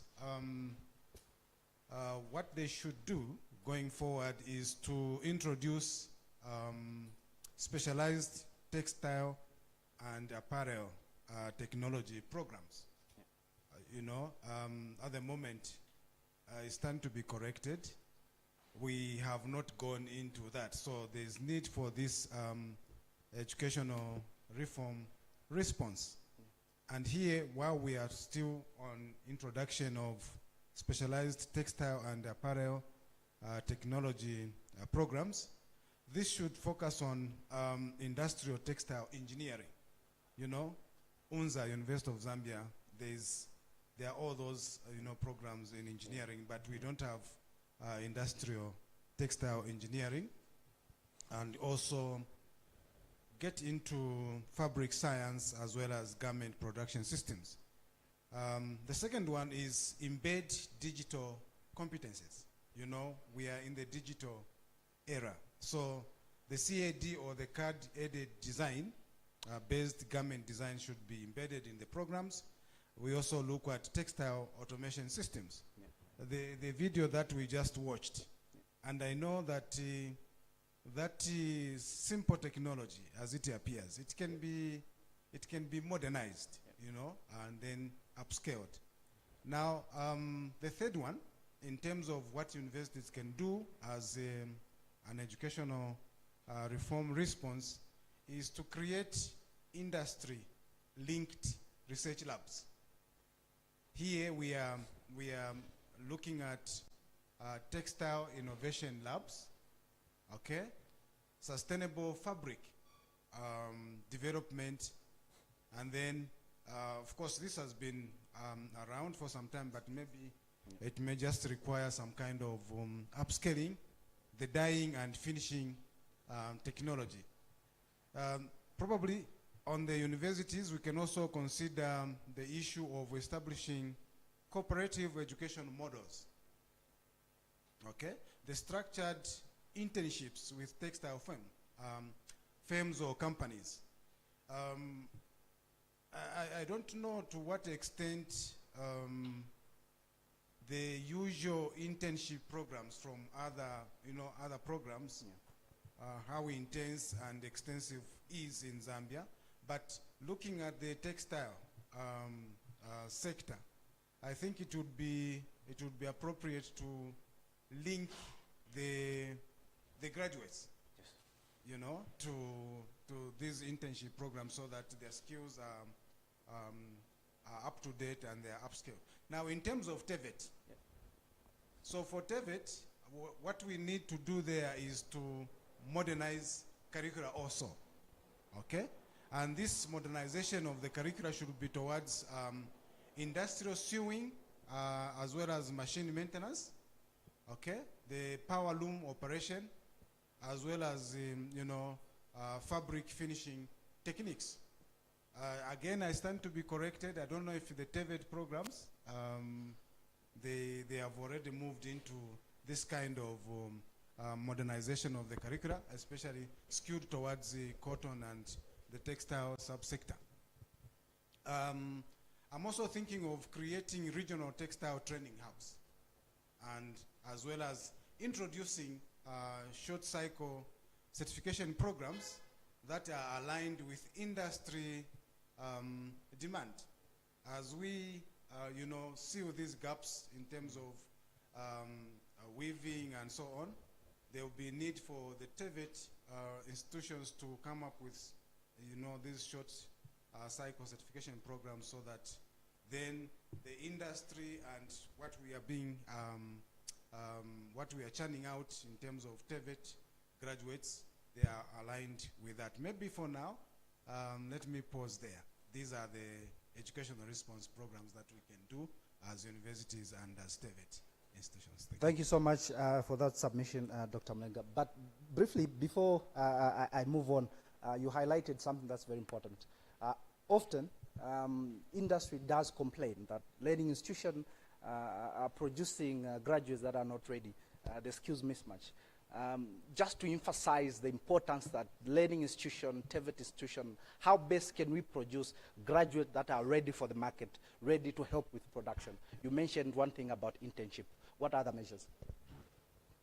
Well, I don't know if I'm putting the ED on the spot.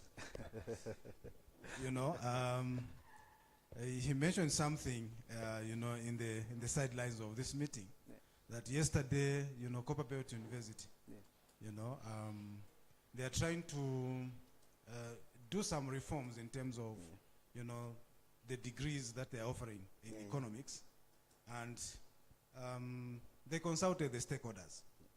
He mentioned that there is no resource economics, for instance, that is included in that program, which is a gap.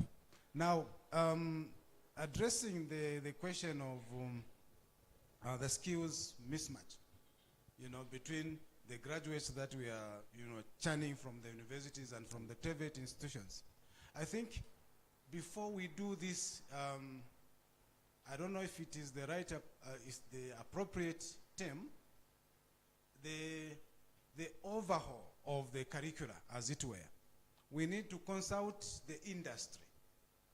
It should not be done, I should commend CBU for consulting the industry, like ZIPAR and others.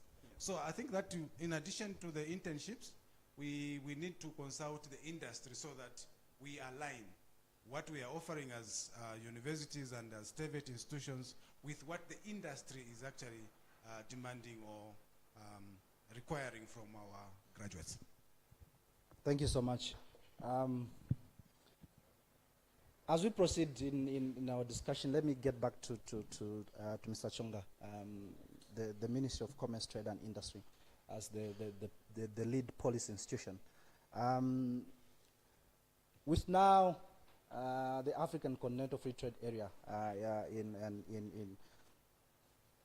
in operation, and the opportunities that come therewith, but not only in AFCTA, but also in the SADC region.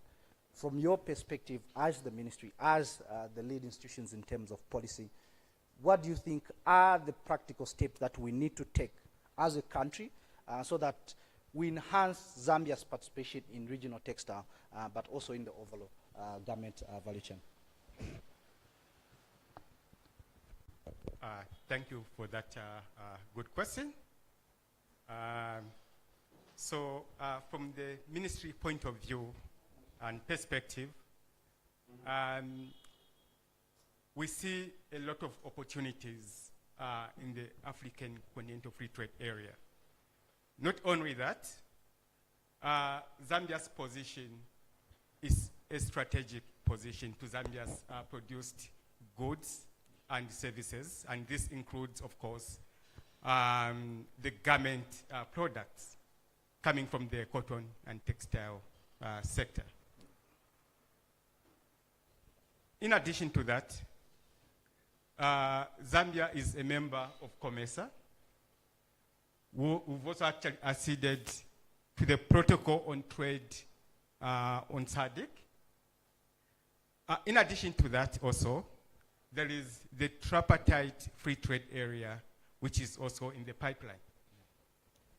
Now, beyond all this, the African Continental Free Trade Area offers a significant and expanded market. It is a building block for all these other regional economic markets. So it offers that significant market because of the membership, boasting of about 55 plus membership of the African Union. Now, a number of opportunities in there.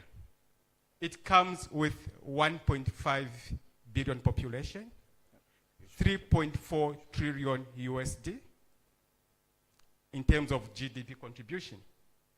So these are the opportunities. And not only that, the CFTA membership, the countries that have actually acceded to the protocol have actually pledged to progressively liberalize tariffs in all the products. And also, that also comes, of course, with increased trade, innovation, and competitiveness. Because as you trade, you're going to actually promote industrialization, economic diversification, and job creation. Industry is going to boom. Innovation is going to take center stage. Creativity, technology, because you want to capture the economies of scale. Value addition and processing will be upscaled. So those are some of the opportunities that comes with the CFTA. And also, members also actually also commit to remove all forms of non-tariff barriers. So what we see overall is that the African Continental Free Trade Area has actually been dubbed as, once effectively implemented, is going to be the biggest free trade area in the world. Now imagine that market. So what should Zambia do to actually enhance the participation of the private sector?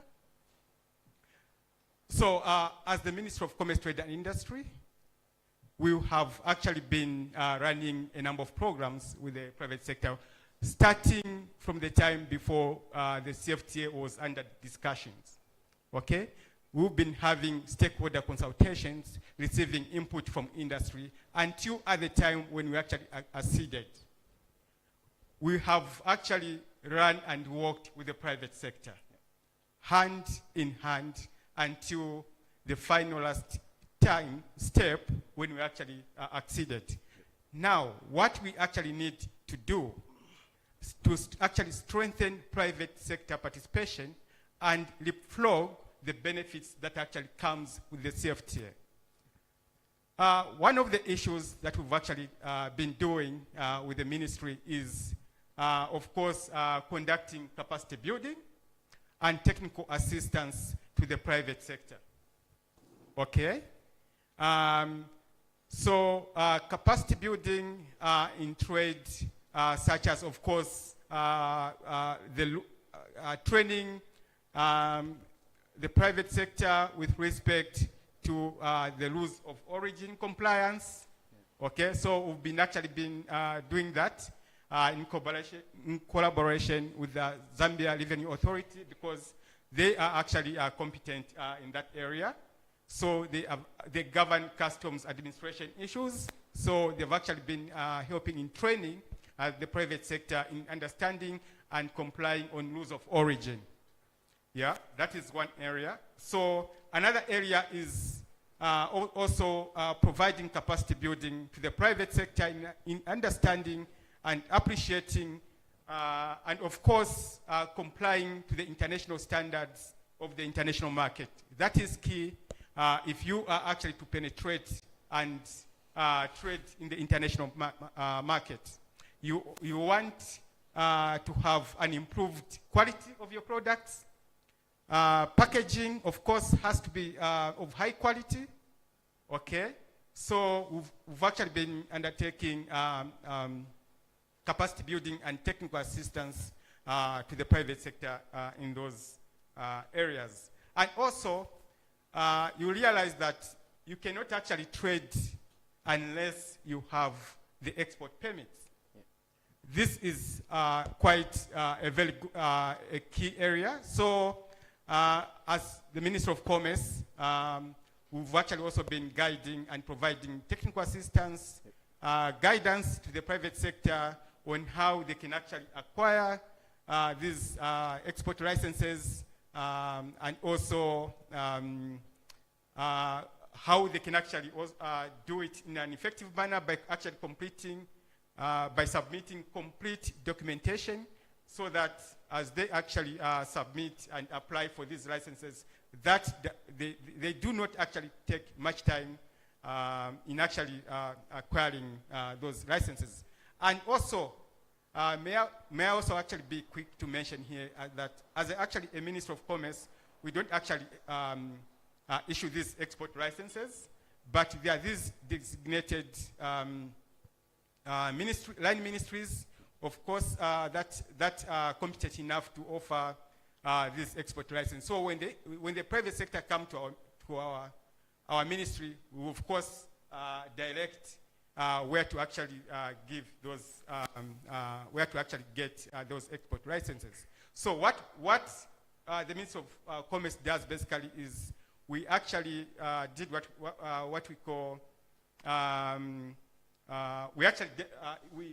they're actually performing a delegated function on behalf of the ministry. So the competent and specialized ministries, like I can give an example. If a trader, a private sector is actually trading in agricultural related products, then that enterprise will have to actually get or obtain their export licenses from the Ministry of Agriculture. So if you're in fisheries, then you have to get your export licenses in the Ministry of Fisheries and Livestock, and so on and so forth. So that's basically what we do. Thank you for now. Thank you so much for those submission. I've just been guided by our timekeeper that we have less than 5 minutes. We need to conclude so that we can leave a bit of time for Q&A afterwards. But before we conclude, maybe I can have a quick response from Zambia Association of Manufacturers. We did indicate from the report that part of the reason why the sector has declined over the decade is stiff competition from imported second-hand clothing, Salaula. Under a minute, sir, how can we become competitive in order to survive that scenario? Well, firstly, Salaula, I would term it as unfair competition. So it would be very difficult to compete. This is because these garments tend to be dumped.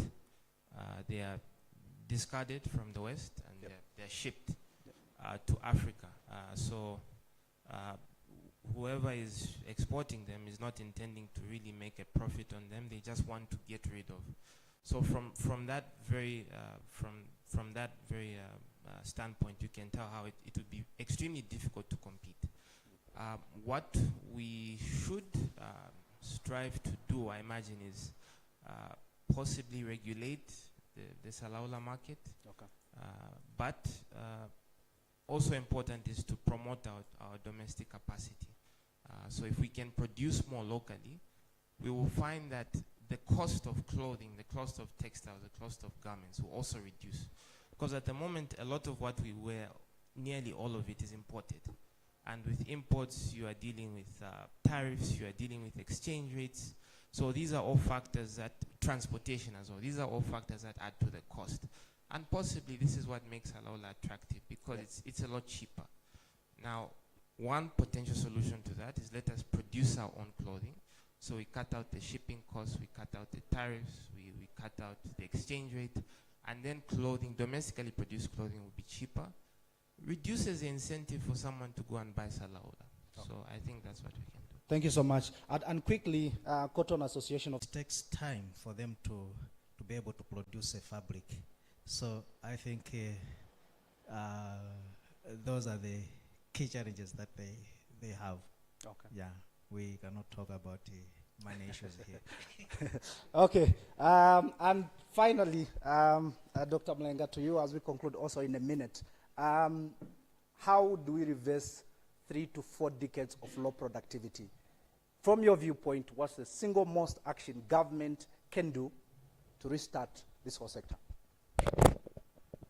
One. You said reversing 3 to 4 3 4 decades in a point. Damage.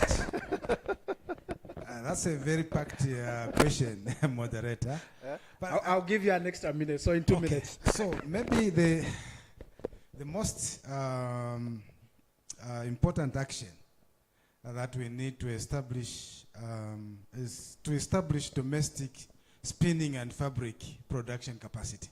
I think this has been coming out from the report and from my colleagues here, that establishing, other than revamping the production, which has gone down, I think we need to establish domestic spinning and fabric production capacity.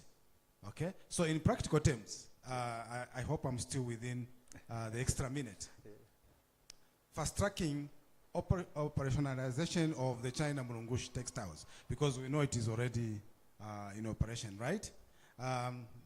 Second, establish textile industrial parks with reliable, we are happy at the moment. We hope it is not political. There is a reliable power and tax incentives. We heard from the ministry that there are tax incentives there. Then provide targeted concession of financing. And then probably the last one is to introduce temporary strategic trade safeguards to allow infant industry development. Once this is done, okay, cotton to yarn, fabric, garments, and then exports will become, this will become a viable value chain. Thank you so much for that submission. Audience, I know discussing policy issues is something that can go on and on. We can take the whole day, but we don't have time. Please, at this point, as we finish, we would like to thank our panelists for coming through. for responding to this question that we've asked you. Would ask you not to go further because we are supposed to get in the Q&A.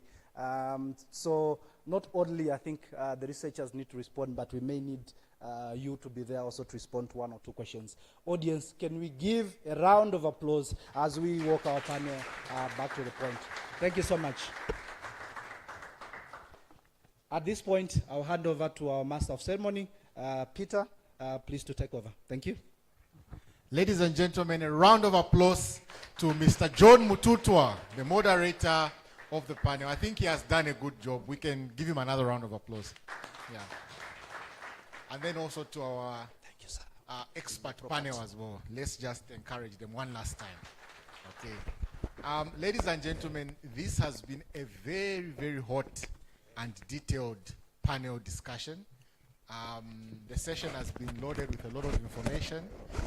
So I will open it up for a few questions. Those that have burning questions, I'll take 3 for now, then obviously allow either the researchers or the panel of experts to respond. And then from there, we see how we proceed. So looking at time, please make your question brief. So introduce yourself and make your question very brief. Thank you. Okay, I think Bob is going to assist us with the mic. So I think let's start by picking the 3 behind there, and then we'll move this side. Yeah. Okay. Thank you so much. My name is Derek Chilima, coming from Cotton Board of Zambia. And the Cotton Board of Zambia is a regulatory entity under the Ministry of Agriculture. And I think during the presentation, I think some of it was mentioned in terms of the act that has been assented to, the recent one, which is going to capture a lot of gaps, which is going to fill up a lot of gaps which were in the previous act. And so I'm delighted with the presentation that was made, and just want to maybe just also say a few things within under a minute. That according to the Cotton Association of Zambia, talking about production, increased production, that is very cardinal. Because you cannot talk of any other issue above or beyond cotton production. We can't talk about ginning, we can't talk about job creation, we can't talk about textiles, we can't.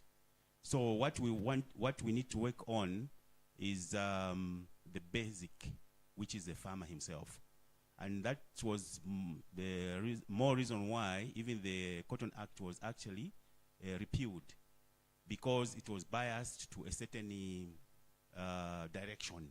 But now it's quite balanced. Okay, it's a win-win situation, the GINA as well as the farmer. And so we, I'll tell you one story or one issue. We were approached as Cotton Board of Zambia by some investors from Dubai. They were brought in by one of the consulars of Zambia just there. And they were big people. They wanted huge amounts of lint from Zambia because they knew and they tested our Zambian cotton that it is the premium grade, actually. And it's not only them. We've also been receiving a lot of phone calls, but our production is very low. They came to our offices and they presented their manifesto. And when we told them about the production in Zambia, they were very discouraged. They said our machine, just one plant, cannot even be able to be sustained by the production in Zambia. So what we are saying is that we need to increase production and productivity at farm level.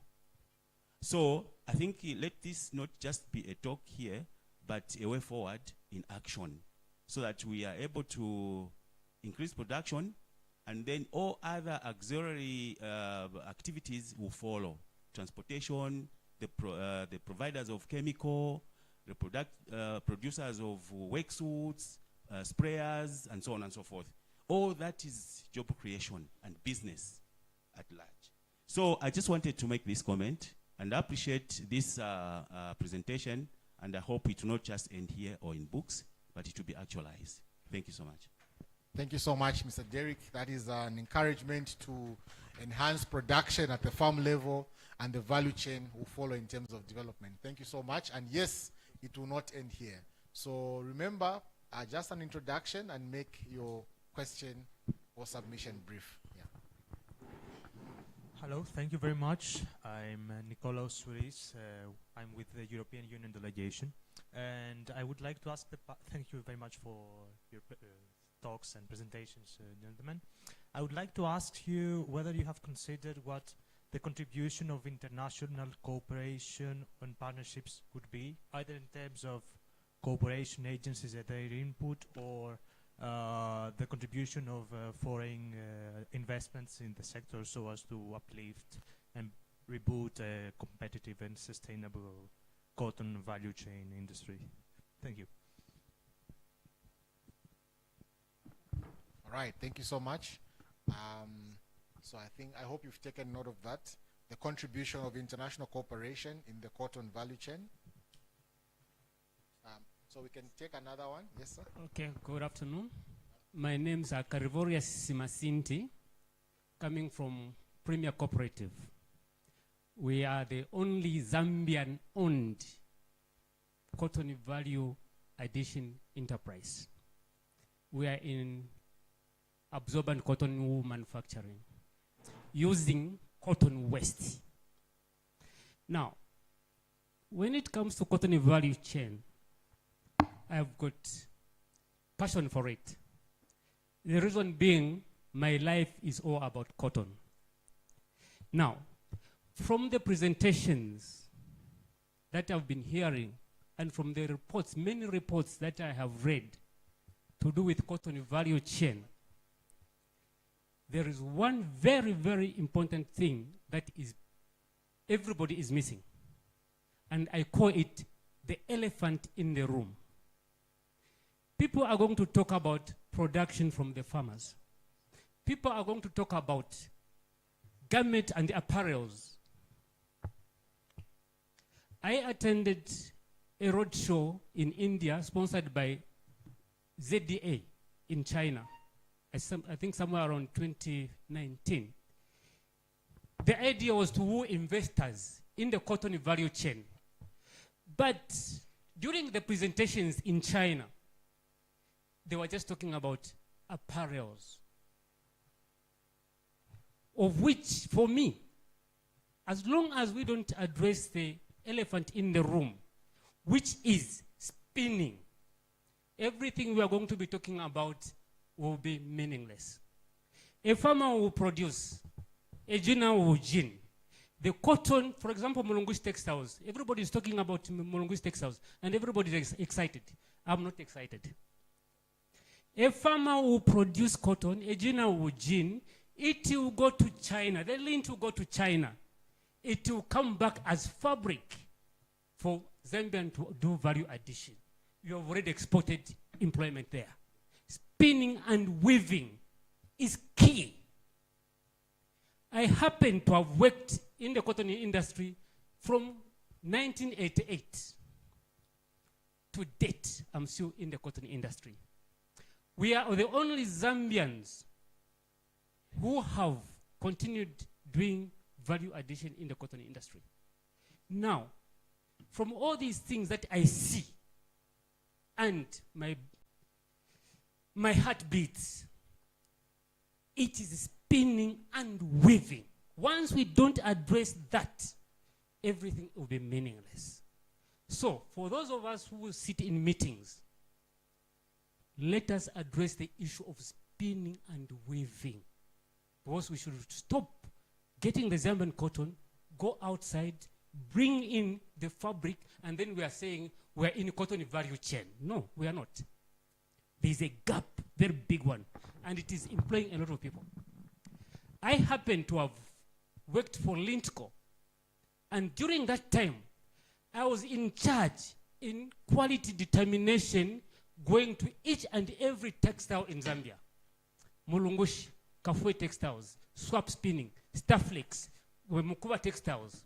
All those textiles, I visited them because I was in charge of quality, and I was dispatching cotton to those textiles pay quality per their orders, I understand that that is where employment is.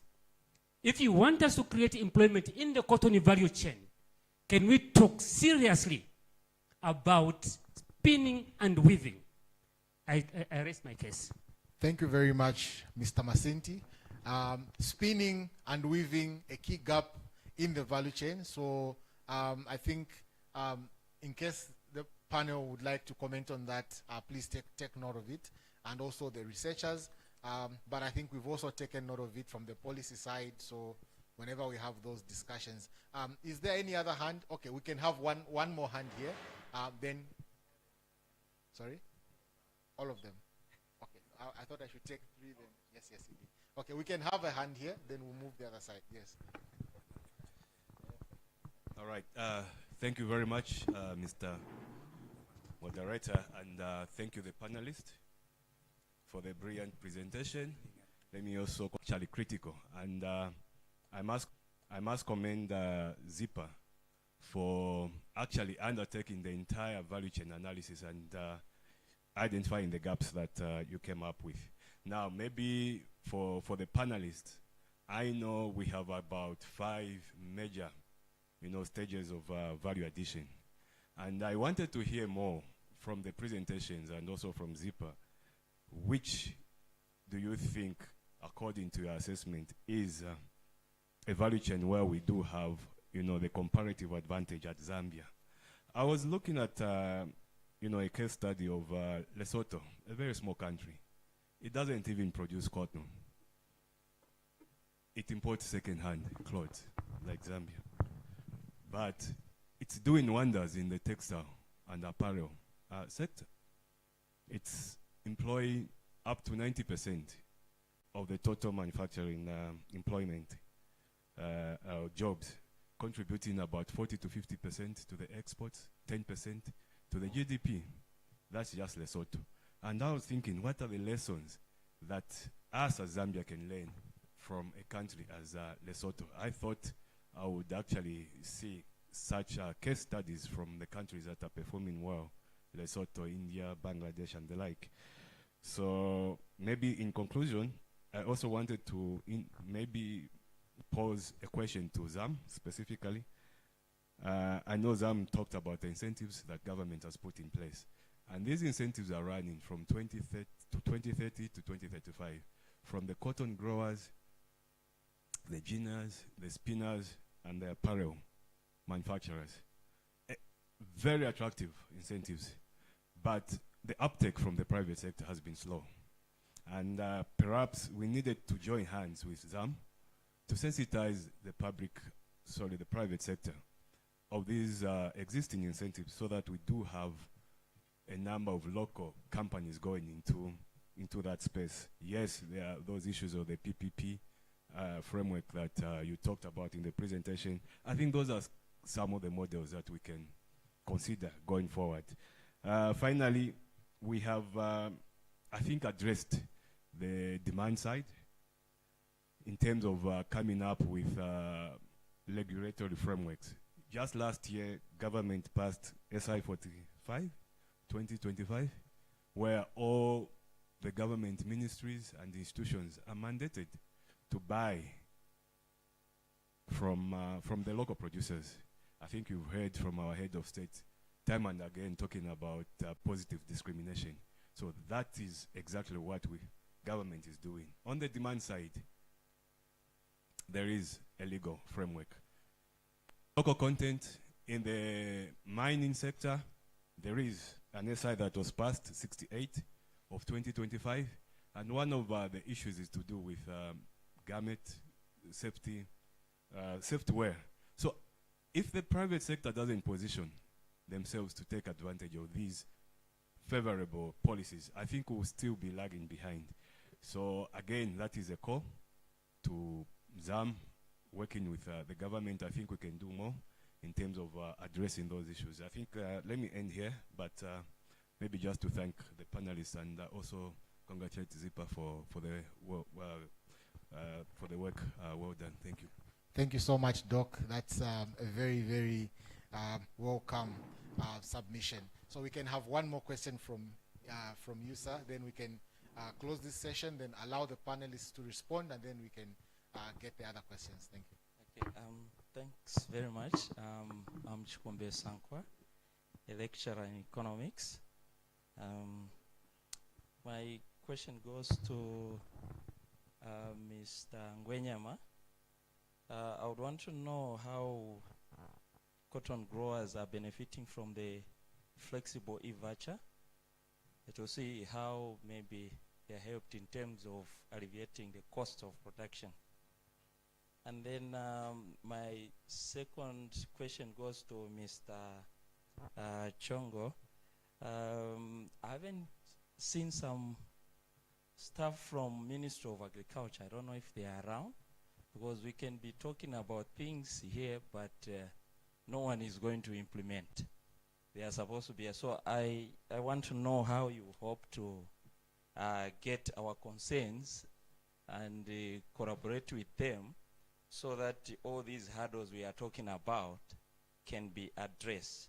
Maybe the last one is just a plea now that such discussions, I would want just to encourage our director here, that they should not just end here, at least have other follow-ups on the same, so that we can see whether what we discussed here is bearing some fruit. Thanks very much. All right, thank you so much for that wonderful submission and the two questions that you have asked. I think now I'll turn to the panel and to the researchers if need be. But a number of questions that have been directed to the panel, some of them are open, and some of them have been directed towards specific individuals. So I think we can start with perhaps the open ones. If anyone would like to comment, I think there was a question on trying to see, I think this one should maybe be addressed by the researchers or even the panel themselves, to try and see if we've looked into the contribution of international cooperation in the cotton value chain. Then also maybe there was a comment around the opportunity that lies in spinning and weaving for the cotton value chain. So in case there is a comment, I know there's already a comment that came from Cabinet, so if there's a comment from the panel, I think we can pick it up from there. Yeah. We'll start with Zam. Yeah. Yes, on the question about support from international partners. There is a lot of scope for support. Firstly, it's mentioned in the report that textiles is sort of a starter industry. So it's, if you go to Bangladesh, you go to Vietnam, you go to Thailand, it's what they used. Some even refer to it as the first rung on the ladder of development. So those textile industries that employ women, those are women who would be in the villages, in the rural setups, historically who would be raising families, but then they enter the workforce through textile, and that sort of catapults the development trajectory. So we've seen that in Asia, and I believe now the Asian market is getting to a point where they probably need to progress from that stage, and now they're into more high value manufacturing. So, and also costs in markets such as Asia have also gone up. So things like labor, because obviously the economies are growing. Now, the next frontier where you could capitalize on competitive wages would then be Africa. And we see that the textile industry has predominantly moved initially even in the developed world. So in places like the US, in places like Europe, there was a lot of textile manufacturing. But as the economy matures, that industry takes less prominence. So in summary, the support that tends to come from international partners is market. So in places like Zambia, we have the labor, we have the youth, we have the women. Our wages are much less than what would be charged in, say, in Europe, in Asia, in America. So there is potential to capitalize on that and export to places like the European Union, to places like the US, to places like Asia. So support in that regard, I think developing that capacity would be helpful. All right. Thank you so much, Zam. You would like to contribute, sir? No, Okay, all right. I just wanted to give a 15 seconds response to the specific question. All right. Yes, on how farmers are benefiting from e-voucher. The response is that cotton farmers are not benefiting anything from the e-voucher system, unless otherwise maybe after this report, the government will take care of it. Thank you. All right, thank you so much, sir, for that. Yeah. Okay. We have another question I think targeted towards you, sir. Would you like to? Yeah, just go ahead. Yeah. Yes, I think. Let me tackle. I think there were two questions. Yes. One from Mr. Chikombe, Yes. trying to find out how the issues we are discussing here will be actually brought before the attention of the Minister of Agriculture. Yeah, so in that respect, we have a coordination mechanism where we are going to be able to actually convey this information. So we are actually in touch. We talk with the Minister of Agriculture. And also, I think maybe, I'm not sure from the organizers of this forum if we extended an invitation to Minister of Agriculture, because they're also key. So I think that should be something that was actually addressed from the organizers of this forum. Yeah, I'm not sure for that, but possibly. Yes, we actually did. Oh, okay, perfect. Anybody from the Ministry of Agriculture? All right. Okay, yeah. Okay, yeah, so that brings me to the second issue. We had issues talking about the gap in spinning and weaving. Yeah, so basically what my comment on this subject is that this is a structural transformation challenge. And a structural transformation challenge can only be addressed by a structural transformation solution. So, what do I mean? For you to actually address this issue, you need to actually invest in your productive capacities and upgrade, and of course upgrade in your industrial base. Yeah, so that you can actually, once you do that, you are going to have new technology, okay?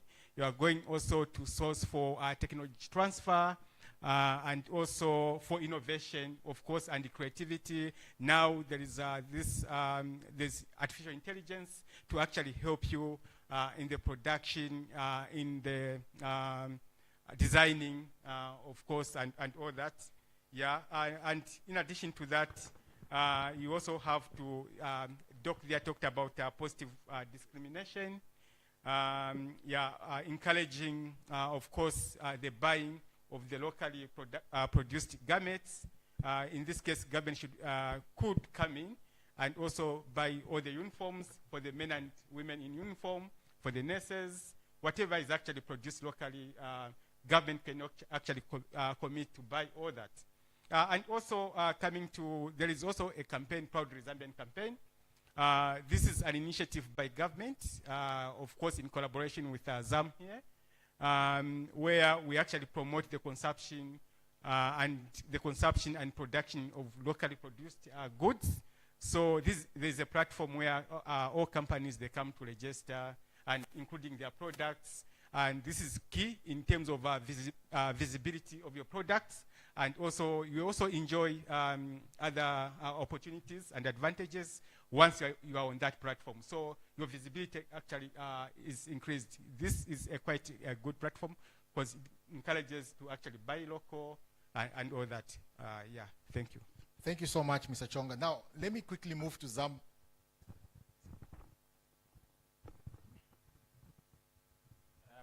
I think Dr. Chikosola mentioned something very critical about economies like Lesotho that have developed their textiles industry as a robust industry. Actually, they have been exporting to the US huge quantities of textiles, and right now they are very much affected with the tariffs that the US imposed on textiles, even in that little country. But where this, I did also read a little bit about the development of that textiles industry. If you look at their culture, they have not departed in terms of their apparel, their dressing culture, from where they came from to where they are now. They are so proud of their traditional textile such that they have developed it, and there is no salaola that is going to replace traditional textiles when you have embedded it as a value. And that has created an incentive for the development of the local textiles. And this is where we were saying Zambia also has what we can claim to be traditional textiles, which we could actually also harness and develop. And if we embed it in our everyday life, then the demand for that is going to create the supply. And then it is from that supply that we build a culture that then we can expand all other textiles. And I think that is very, very critical. Yeah, salaola goes in, but it can never replace their traditional red and that brindled textiles. So that is very, very critical. Then I think also there was a question from Mr. Suris, Mr. Nicholas Suris, about what role the international cooperation could play in this. If James will have anything to add, he could come in. But this is a structural transformation issue, as has already been mentioned. And one of the biggest gaps that has been identified is skills and technology. And this is where now we call on international partners. How can they come in to help build skills, to help provide technology and update the technology that we're using? The video we showed there, it was a deliberate that we can see what is already happening at a grassroots level. And then we can start to think of how we can ramp up from what is happening at the grassroots level and see how we can help with these empowerment programs that we have in our societies. How can people be empowered in such a way that they're also able to contribute to economic growth and also their own self-sustenance? So I think international cooperation could come in handy in terms of poverty reduction strategies that involves empowering people with skills and technology so that they can lift themselves out of poverty. That's what I would say. If James has anything to add, maybe you can. Thank you so much. Maybe just before you come in, Mr. Mlenga, there's another question that was, I think, directed to the panel. But I think maybe if you have a point, you can also add. So it has to do with which part of the value chain do you think Zambia has the comparative advantage? So, you know, yeah, which part of Zambia do you think? Yeah, so I thought I should add that, yeah. Traditional textiles, Right, when you have thank embedded you, it as Master a value. Solomon. Actually, that's the And, reason why I rose that up. It's to address that particular question on comparative advantage. So the study actually did an analysis of the entire value chain, the products we have, and we used what we call the reviewed comparative advantage analysis to try and see which products do we have comparative advantage in, okay, so compared to other countries. So if you look at those results, you see that we have comparative advantage mainly in cotton. Yeah, and that if you look at the trends, you see that the comparative advantage has also been going down. It was very high in the past, but it's been going down, and that goes with the measure, because the measure looks at trade flows. What are we exporting compared to other countries? So because our cotton has been dwindling, therefore also the reviewed comparative advantage has been dwindling. And if you look at the past information or past data for reviewed comparative advantage, you see that we have a comparative advantage. We had comparative advantages in certain other products, textile products, but that has died off because we are not exporting much more of those anymore compared to other countries.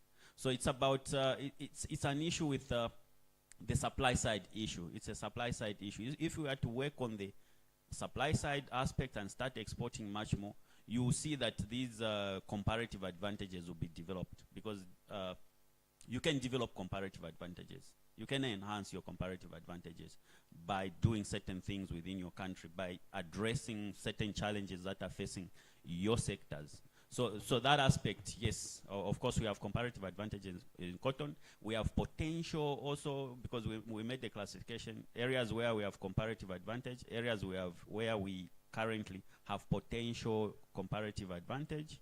That is, those are values that are close between 0 and 1, and those where we have 0 completely, where we don't have comparative advantage.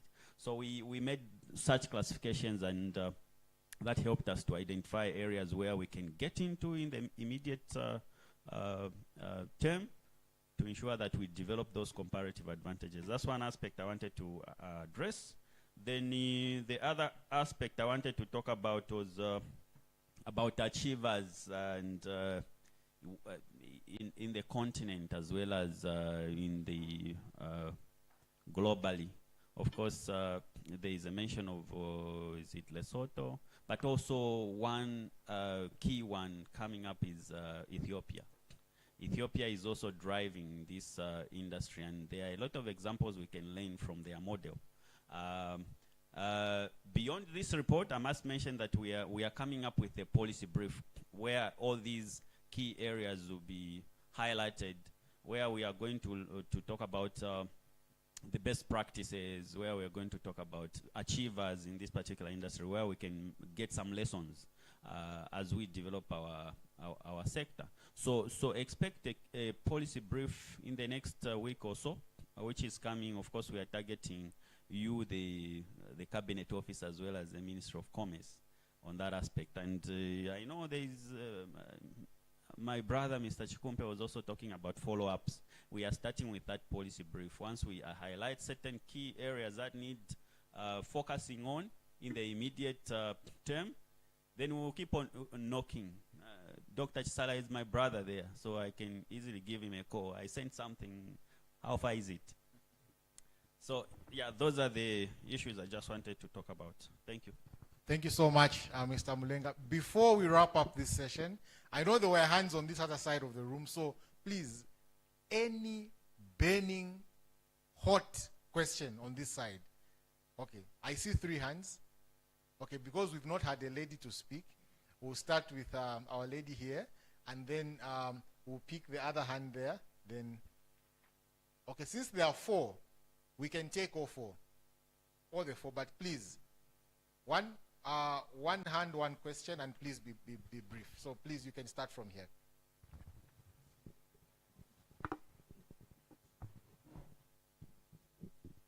Thank you very much. Good morning, everyone. My name is Betty Chilonde. I am representing the Zambia Federation of Associations of Women in Business. I am a textile design technologist and a fashion designer as well, and I'm also a business development expert. One thing, first off, I have just noted that there was a bit of a gap in the research.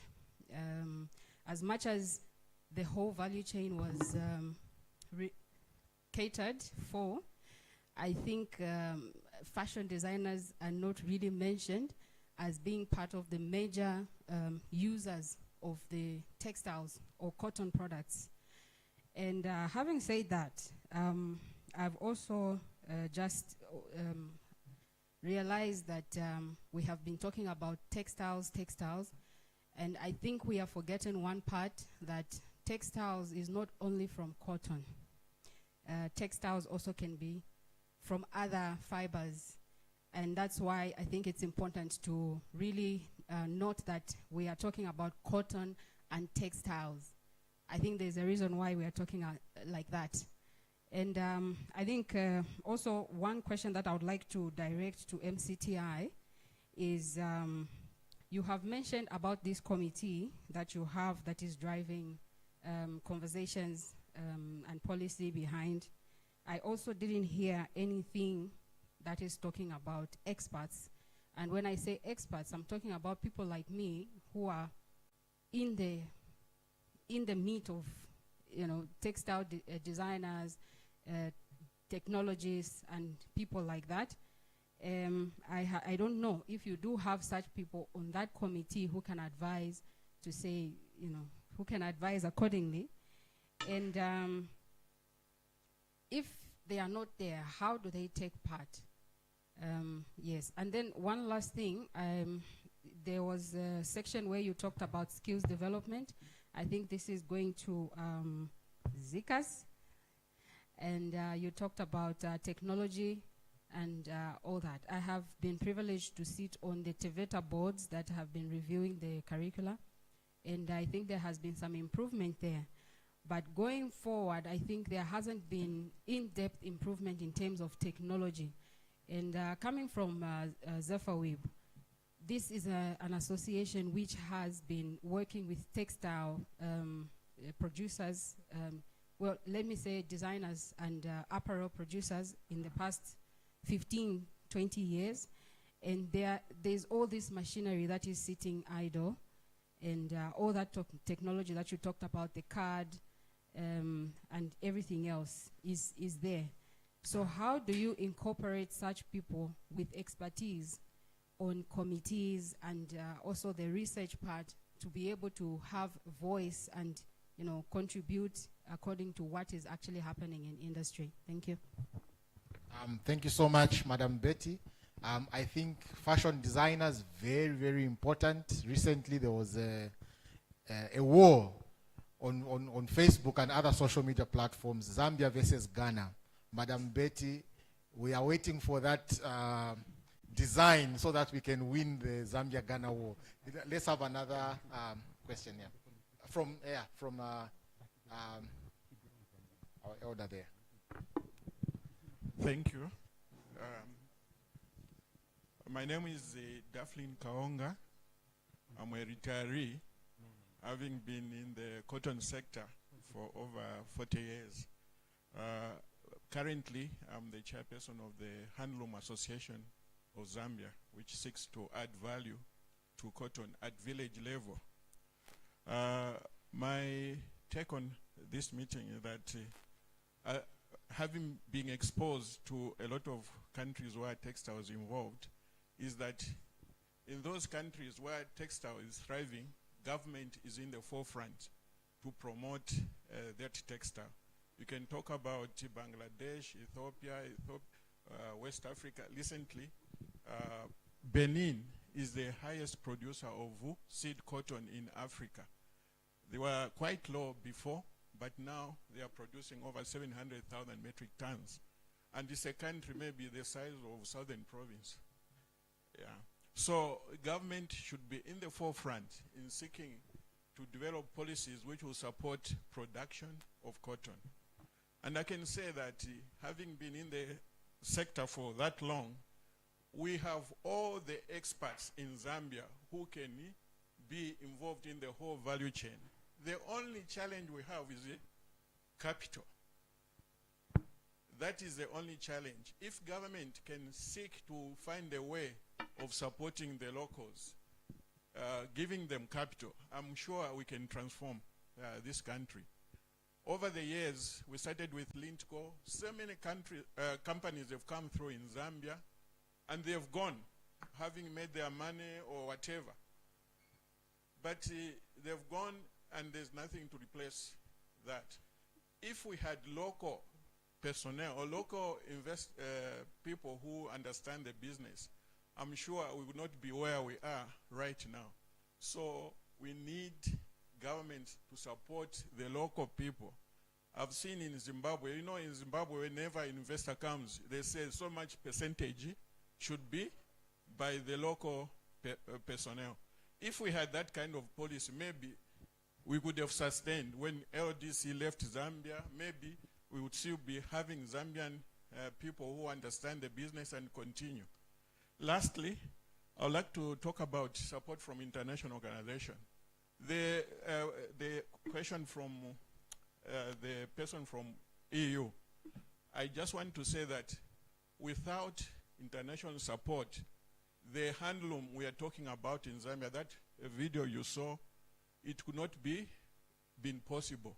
It is through EU support, through ITC, that have made that handloom possible. We have over 400 or to 1,000 women across the country who are now training and adding value to the cotton. The biggest challenge we have is the yarn, which my colleague, Mr. Simasinti, talked about. I'll end there. Thank you.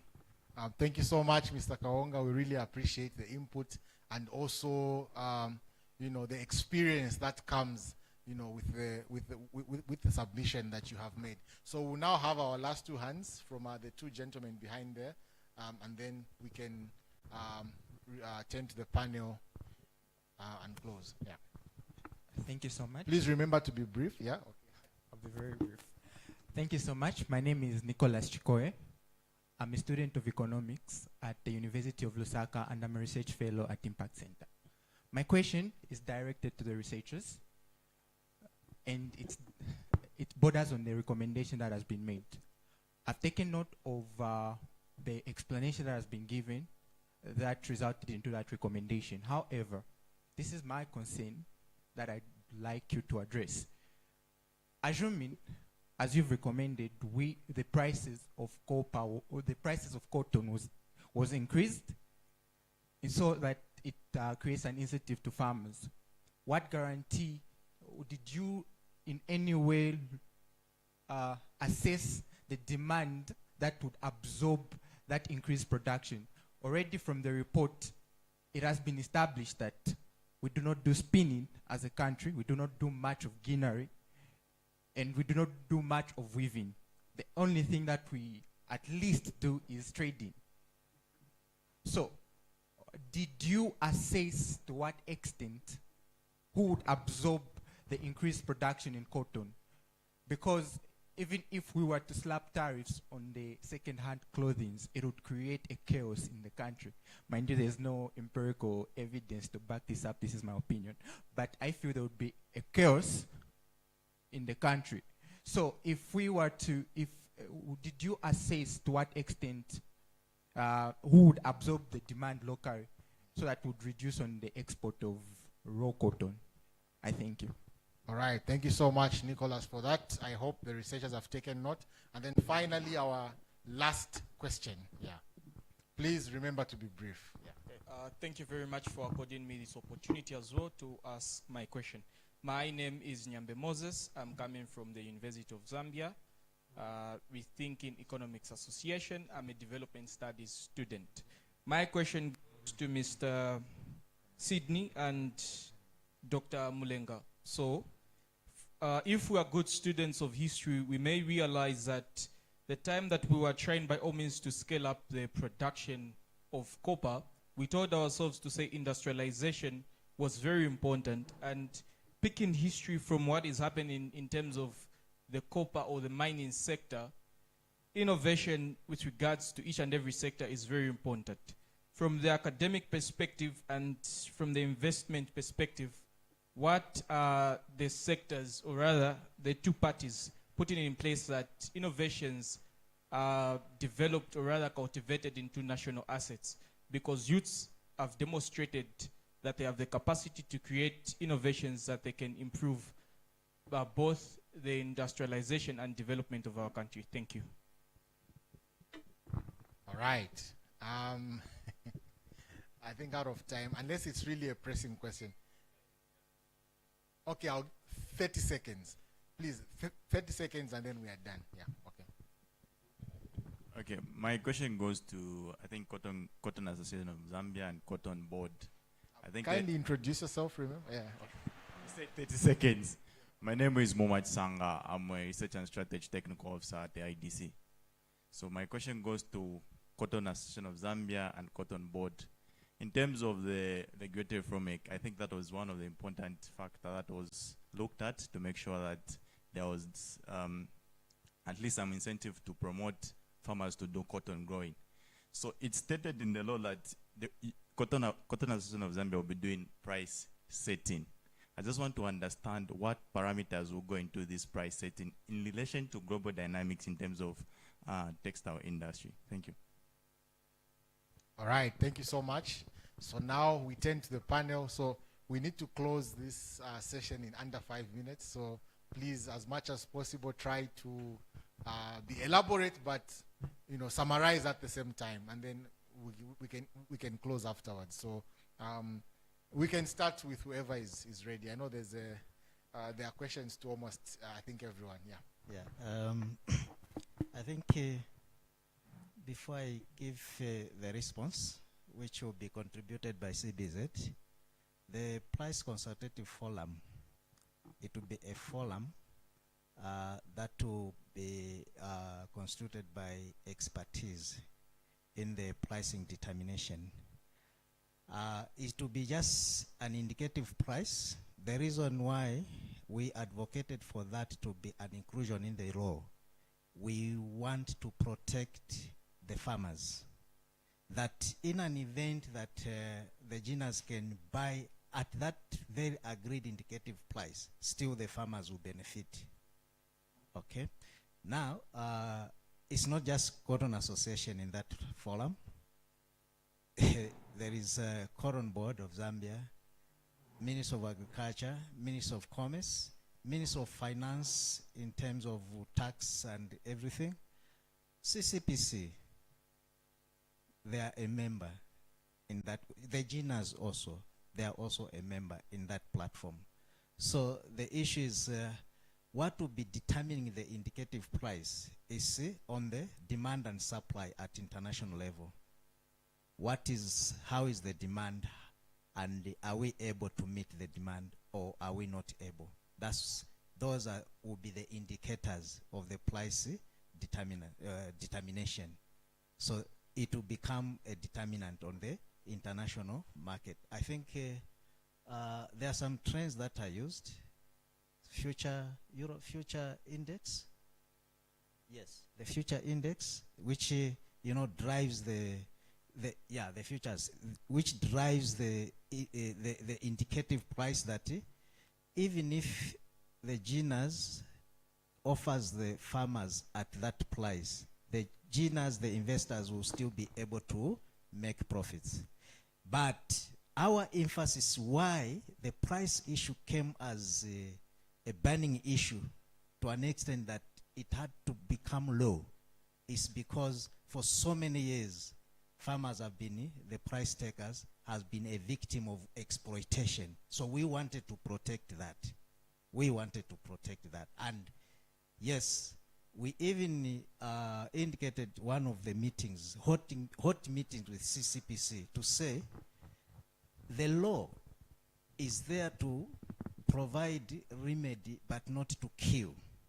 So if there is a law that comes to kill, then why not reviewing that law? These were the issues that we're basing our arguments for us, or for the government to say, yes, you need to review this. Yeah, if there's something that maybe I haven't responded well, CBZ is here, Mr. Kaonga is here. I think the GINAs have walked out, but for now, that's the response. Thank you so much, sir. I mean, we are still together, so you can also, if you have further questions, we can also engage beyond this discussion. So we have lunch, we can engage after lunch. You can create appointments as well. Remember, we said network before the meeting started. Yeah, so all right. So we can maybe move to MCTI, or we can move to ZAM. Maybe Dr. Mlenga, whoever is ready. I didn't get the question very clearly from our student. Is it from UNILAS? Talking about innovation, industrialization, and investment. Well, generally, I don't know. He was referring to copper. I thought we were discussing cotton. I don't know. I'm not too sure whether I should make a comment. Was that an example about copper while we are discussing cotton in here? But maybe in general, I think the the Ministry of Youth has this, taken care of in terms of innovation and industrialization, because we know the youth, they have the energy, they have the creativity. So I think the Ministry of Youth and so on should be able to take care of this in terms of policy. That would be my comment in that direction. Okay. Yeah. All right. Thank you so much. Then we have, maybe sir, you can go ahead. There's a question on that was raised by Madam Betty. Okay. Yes. I think the question was something to do with whether her organization or her sector, because she's a fashion designer, and she wanted to find out whether they are also represented on the committee, the committee on multi-stakeholder platform. So the quick response on this one is that all the key players in the cotton textile value chain, they are actually on the platform. Okay, all of them, all the key stakeholders, they are on the platform.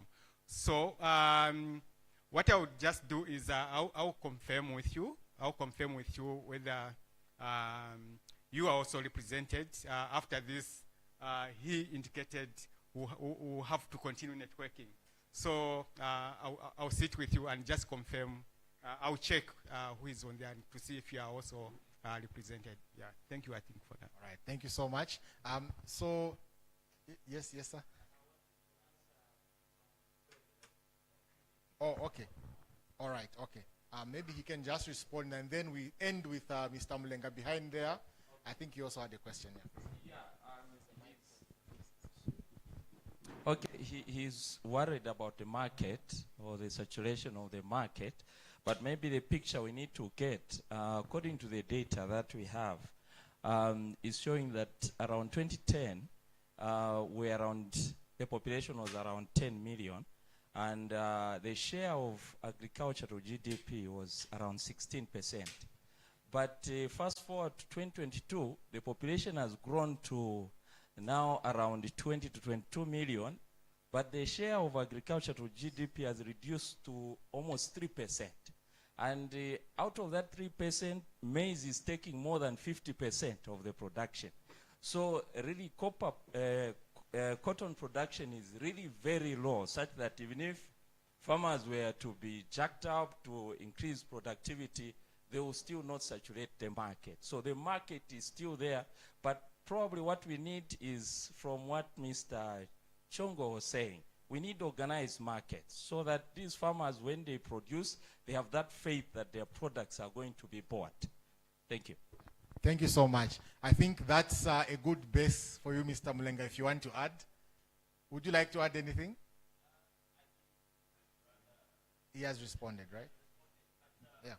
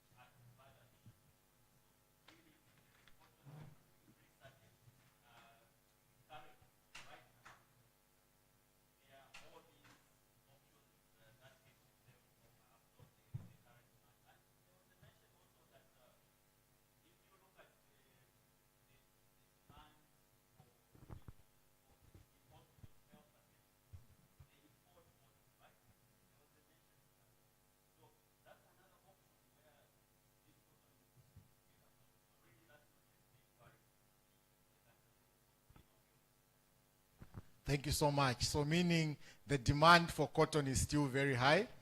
So if we had to ramp up production, we will not meet demand tomorrow. We still need a lot of cotton.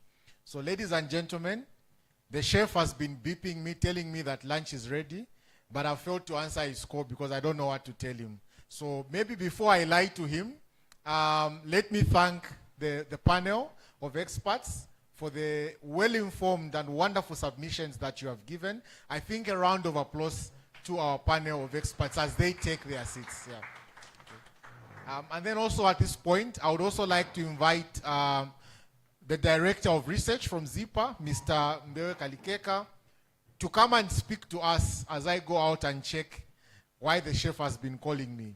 So Mr. Kalikeka, sir.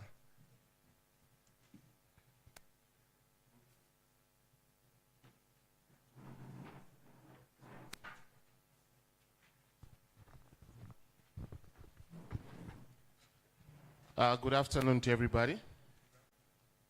Yeah, my task is simple. I think it's just to give a vote of thanks. And I'm doing this on behalf of the Executive Director, Mr. Zali Chikuba. Just want to say thank you to each and every participant who's managed to find time to come and have this important conversation. As we can see, I think the conversation even during the panel, during the Q&A was quite interactive, and of course we couldn't exhaust all questions. So for those that still have burning questions, I think the ZIPAR team is on hand, starting from myself, the Executive Director, the presenter, and all other researchers that are available. We can still continue having those conversations. That invitation also extends to the media that are also here with us. Also just want to say thank you also to our online guests who have joined us during this interactive conversation. So ladies and gentlemen, at this point, we'll now close the meeting. But before we go, I have the privilege to invite you to join us for lunch upstairs. So as we go, we should see Penelope, who's right at the back there. She will be directing us to where the lunch is being served. So thank you very much and enjoy the rest of the afternoon.